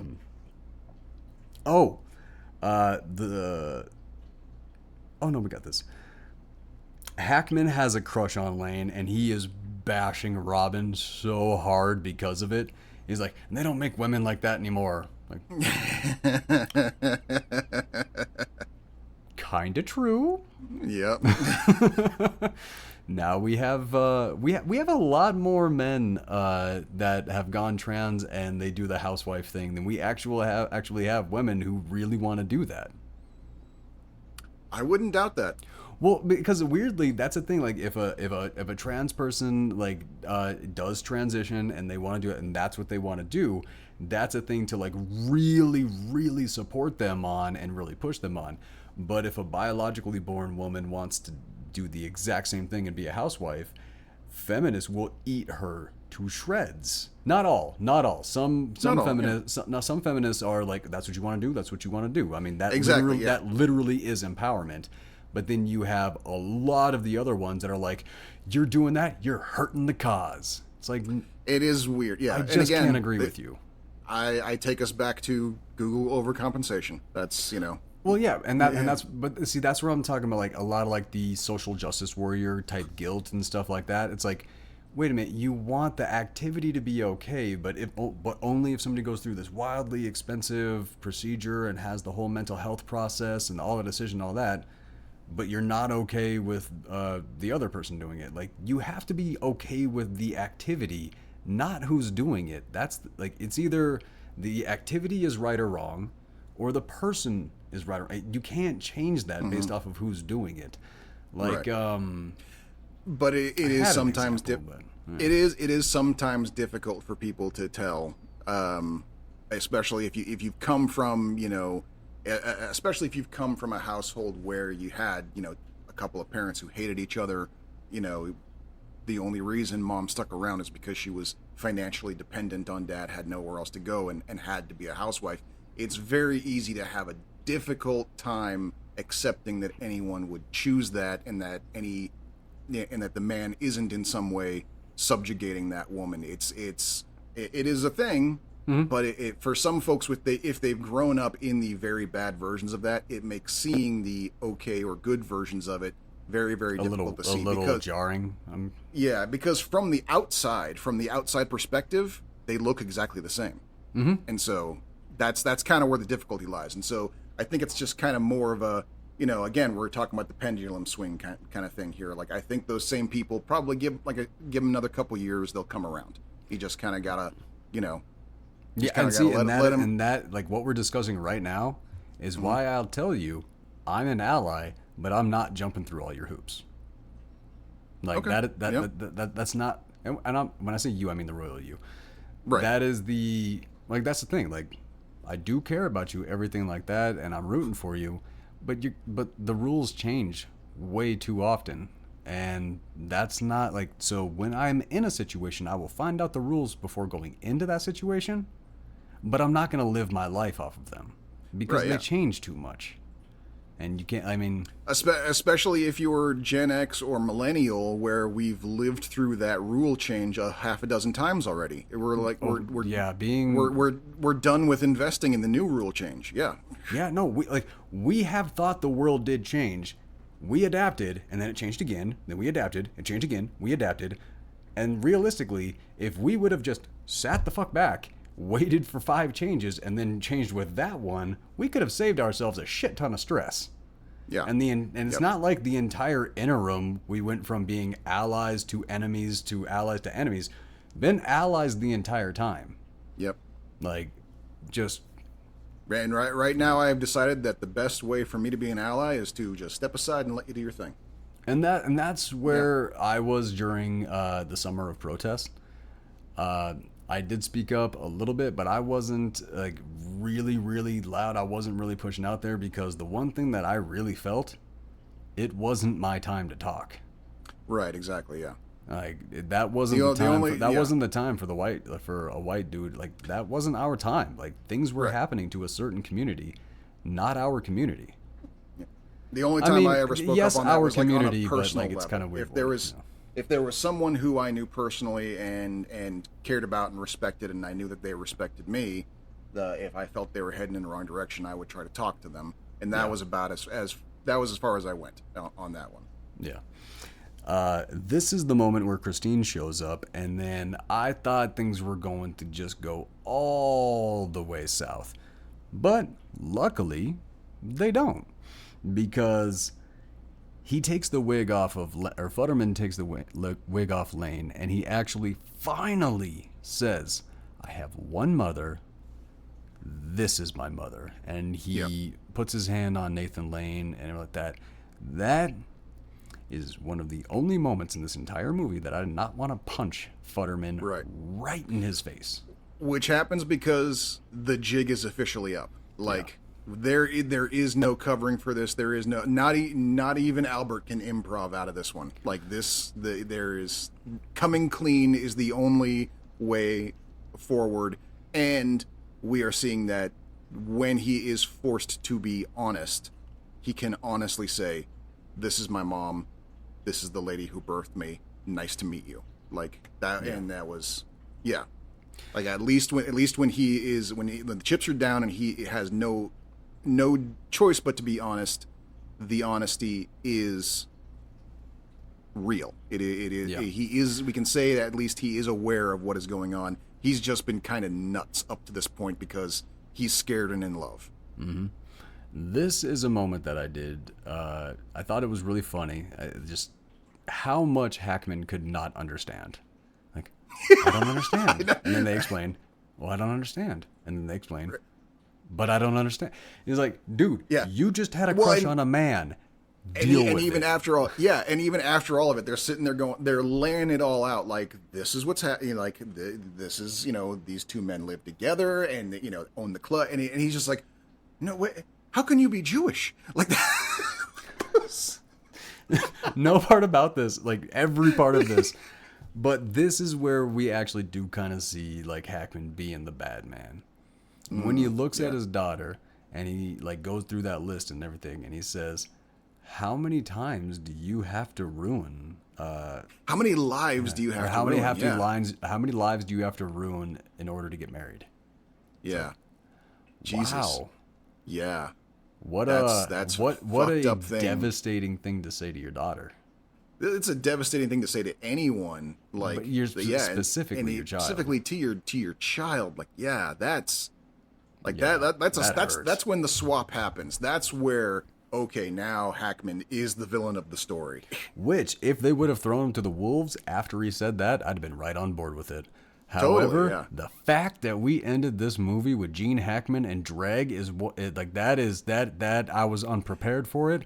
But also, how much like he was bouncing and he was singing the words and all this, and I'm like, and let's talk about how fucking fierce Diane Wiest looked in her outfit. Like, holy shit.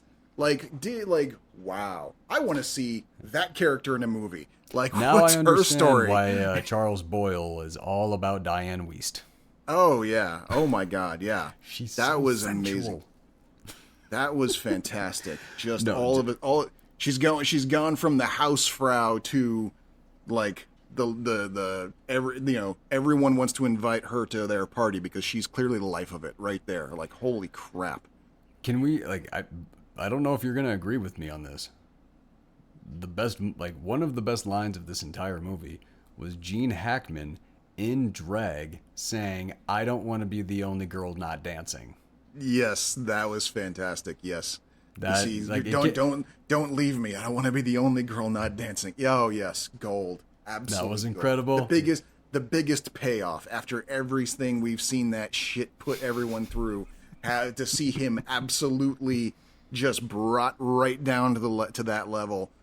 You're like, yes, that's right. Eat it was that perfect. shit, boy. And that is the And Birdcage. Calista Flockhart too. Like, her outfit wasn't as fierce as Diane Wiest's was, but she looked good in it, and her whole like dancing through the club thing was just the absolute peak of adorable. Oh yeah, man. Yeah. I obviously am qualifying this as a must see.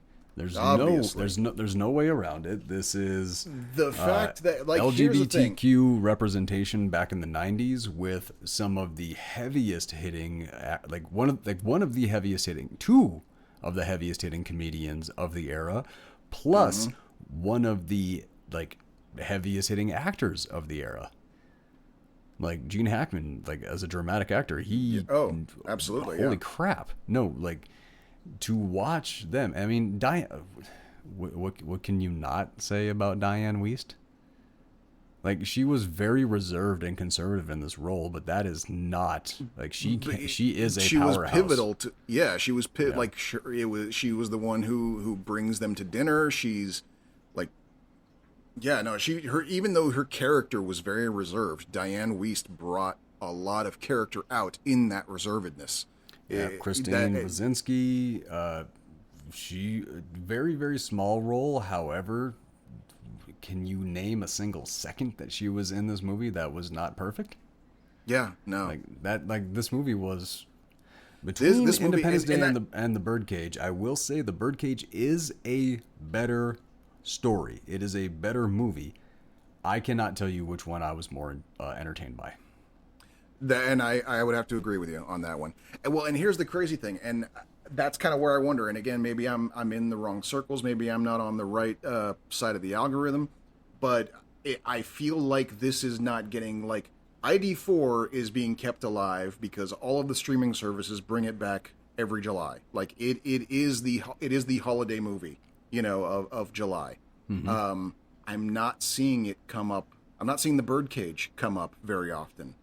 I'm not seeing, like, if you liked this, if you watch Good Will Hunting, usually if you watch any Robin Williams movie, they'll go like, you might also like this, and it'll show you all the other good Robin Williams movie. You got Millennial Man, you've got freaking.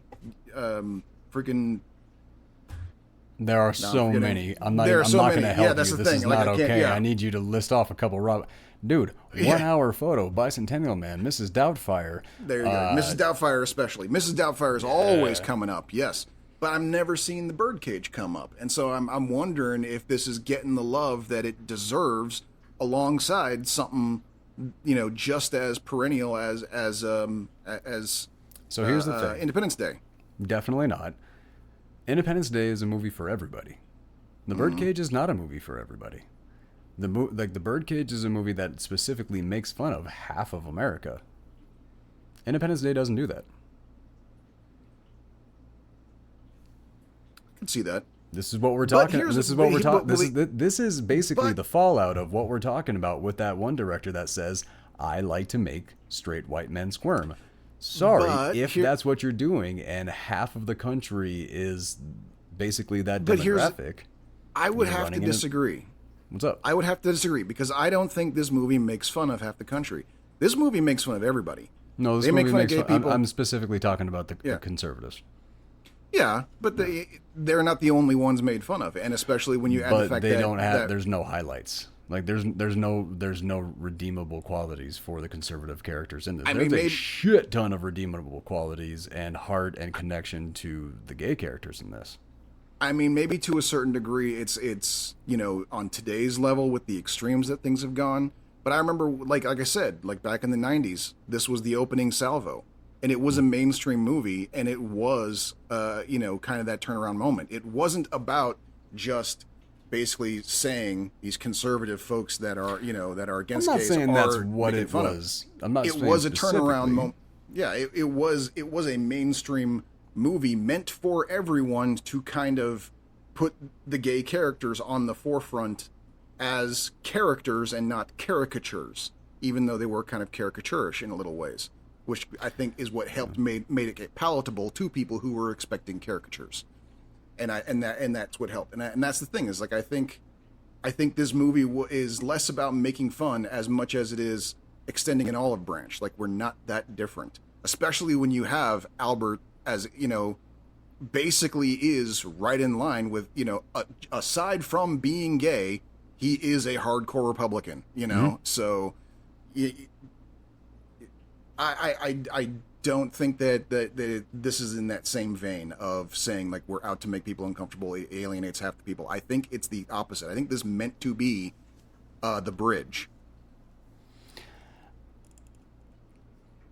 I can't see it because, like I said, There's no redeemable qualities for the conservative characters in this movie.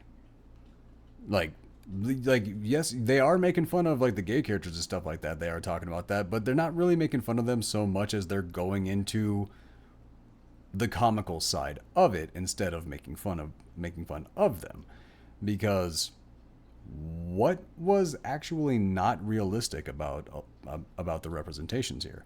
Do those kinds of people exist? They do. Are they wildly entertaining to spend time with? Oh my god, yes. But so them existing, like, that was great. Like being able to see that and have that. And they had a lot of redeemable qualities, even though they were annoying. That was where, like, the only things that were really kind of knocked for some of the gay characters was how over the top they could be and kind of annoying. The conservative characters, they didn't even have a redeemable quality. I mean, other than the fact they did kind of come around. I mean, that's the thing, is like you said, at the end, as Gene Hackman's in drag saying, I don't want to be the only girl dancing, he's kind of coming around. And then we even end with... But you hear what you're saying, right? As the credits are rolling, we get the wedding. We have them getting married with the, the groom's family on one side, all multicolored and gay. And then you got the bride's family on the other side, looking like they're at a funeral. And both sides are staring bloody daggers at each other as they're waiting for the bride to come down the aisle. But that was fucking funny, and it was accurate. It was funny. It was accurate. But that's the thing that I'm kind of talking about. Like the redeemable moment for the conservative character is when the conservative character did something more like the others. There was they didn't actually show anything good about the conservative lifestyle. They didn't show that they were decent people. They didn't show that they actually cared about anything. They were horrible people through and through. Like, to actually show a representation, there was not one, like, they literally just showed these characters, like, basically, the only conservatives in the show were horrifyingly awful people. Now, again, do these kinds of people exist? Yes. Are they represented as all conservatives, straight people, everything like that, like all this? In this film, kind of. Because there are no other examples. So I can understand why the wrong person watching this would be wildly offended by it, because that's it. You're seeing heart, you're seeing emotion, you're seeing a journey, you're seeing the pain, you're seeing the struggle, you're seeing all this, and you're seeing the one side get what they want. You're seeing the other side be assholes, bigoted, racist, closed-minded, and at the end, they didn't get what they wanted. They had to concede. Like, this movie, this movie is the gay triumph over the conservative agenda. I think really if that's the reason why it's not popping up on Amazon every other year, that's pretty petty. I mean, especially when you consider it was a box office smash. Mm-hmm. It was, it turned Calista Flockhart into a star. We are way worse off as a country now than we were in '96. I feel like it's still a bit of a cop out because I mean if this movie deserves just as much of it definitely does. Yeah, I'm not saying it doesn't. I just think that's why. That is probably why, because how many people how many conservative people do you know that are going to get up and go, I feel like watching a gay movie about drag queens today? It's got Robin Williams in it. That might be the draw to push you over the edge, but most of them are right now, a shit ton of conservatives are saying drag queens are going after your children. You really think they're going to watch this movie right now? Probably not, but if they did, it might help. It might. It very much might, and I think that's kind of the point of a movie like this.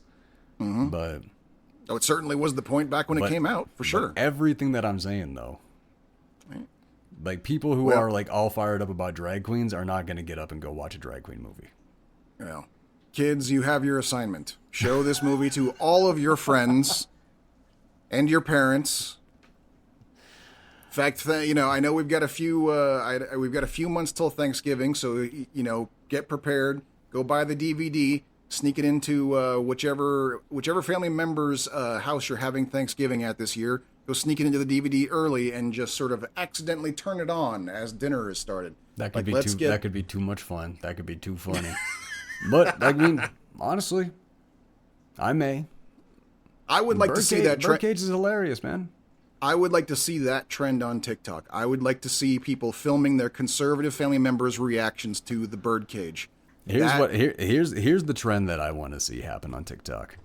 I want gay children doing the John Wayne walk in front of their super conservative fathers and be like, is this manly? Am I doing it right? That's what I want to see. And I want to see I want to see the realization of dads being like, that's John Wayne? That's two. What I want. All right. Any final thoughts? I mean, I think we already both said that this is clear. See, that's the thing. Like everything I've said, I'm still saying it's a must-see. Yeah. Like it just is. Absolutely a must. Not just a must-see. It's a go out and buy the DVD and have it on your shelf to show at any time. Because apparently the streaming services are failing us on that one. It may not be available when you want to see it. So hey, it's on Amazon right now. Okay. Can we trust it? Yeah. I'll let you know in a month, I guess. I don't know. Did you have any final thoughts before we close up the hour? Nope, that was all for me. All right. What did you have for me for next week? I think we need to do 9 to 5 because I haven't seen it in years. What were you thinking? I was the one of them all going out to the bunny ranch. Oh, the best little whorehouse in Texas. Whorehouse in Texas? Oh, yeah. That's what I thought. That's what I thought we were going to cover. 9 to 5. That's 9 to 5. Yes. Have you seen 9 to 5? Nope. Oh, okay. Because it's not just Dolly Parton. It's Dolly Parton, Jane Fonda, and Lily Tomlin, and Dabney Coleman. And okay, I'm in. Yeah. Give a synopsis real quick. I don't remember exactly. I have not seen this movie in years. I think the last time I saw this movie was in the 80s. When it was running on when it was on cable, for doing its cable run. But if I can remember correctly, it is about there are 3 office workers. You got Dolly Parton and Jane Fonda and Lily Tomlin. They work in an office, and they have found out that their boss, Dabney Coleman, has been stealing from them. I think he's been stealing some of their income, or I can't remember exactly what it was. They figure something out about him that's shady, but they can't prove it, and so they kidnap him and lock him up in his house, and then secretly run the company without him. just so that they can basically figure out what sort of shady deal he's got going on and get the evidence on it. And so they're basically running the company without him, without anybody knowing. They're covering for the fact that he's not there, basically saying, oh, he's out on a meeting, I'll take it, that sort of stuff. Okay. I could be way the fuck off. Like I said, I've seen this movie. We're running a gamble on this one, it seems like. It's a classic. It's one of those, like, if you are a Dolly Parton fan, it is a must-see.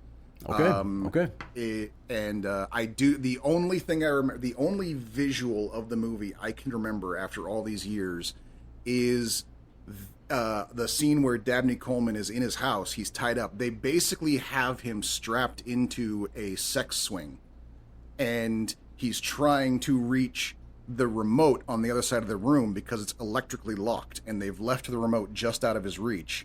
And so he's trying to reach it, but it has an automatic catch that if he goes too far, it retracts all of a sudden. And so as he's trying to reach the remote, it suddenly shoots him backwards all the way up to the ceiling. And so he's like full leather strapped, stuck to the ceiling after trying to reach the remote. Shit, that's the only scene. This is the only scene from the entire movie I remember because, yeah, as a kid, which is weird because, like, I think I was like maybe 7 years old when I saw this, and I'm watching a movie about a guy trapped in a sex swing and laughing my ass off. We're going to be covering another problematic 80s movie, so, like, yes, here we go. A rated PG oh shit movie. Okay, all right, fine. 9 to 5. 9 to 5. I got a couple, so we'll see which one you say yes to. Okay. First, Frequency. I saw that in the theaters. I am not against seeing it again because I don't think I've seen it since. Okay. What else you got? The 1989 TMNT. Ooh. Yeah. I, of course, did see that when it came out. And right. I showed it to my kids maybe 8 years ago. I don't think you're going to want to say yes to my third option. Let's hear it. The original Candyman. It's the one on your list that I haven't seen yet. And it's our first horror movie. For a reason.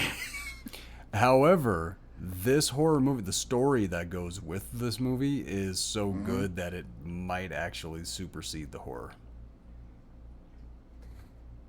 Okay, I'm willing to take that gamble then. Candyman. Hell yeah, the original Candyman.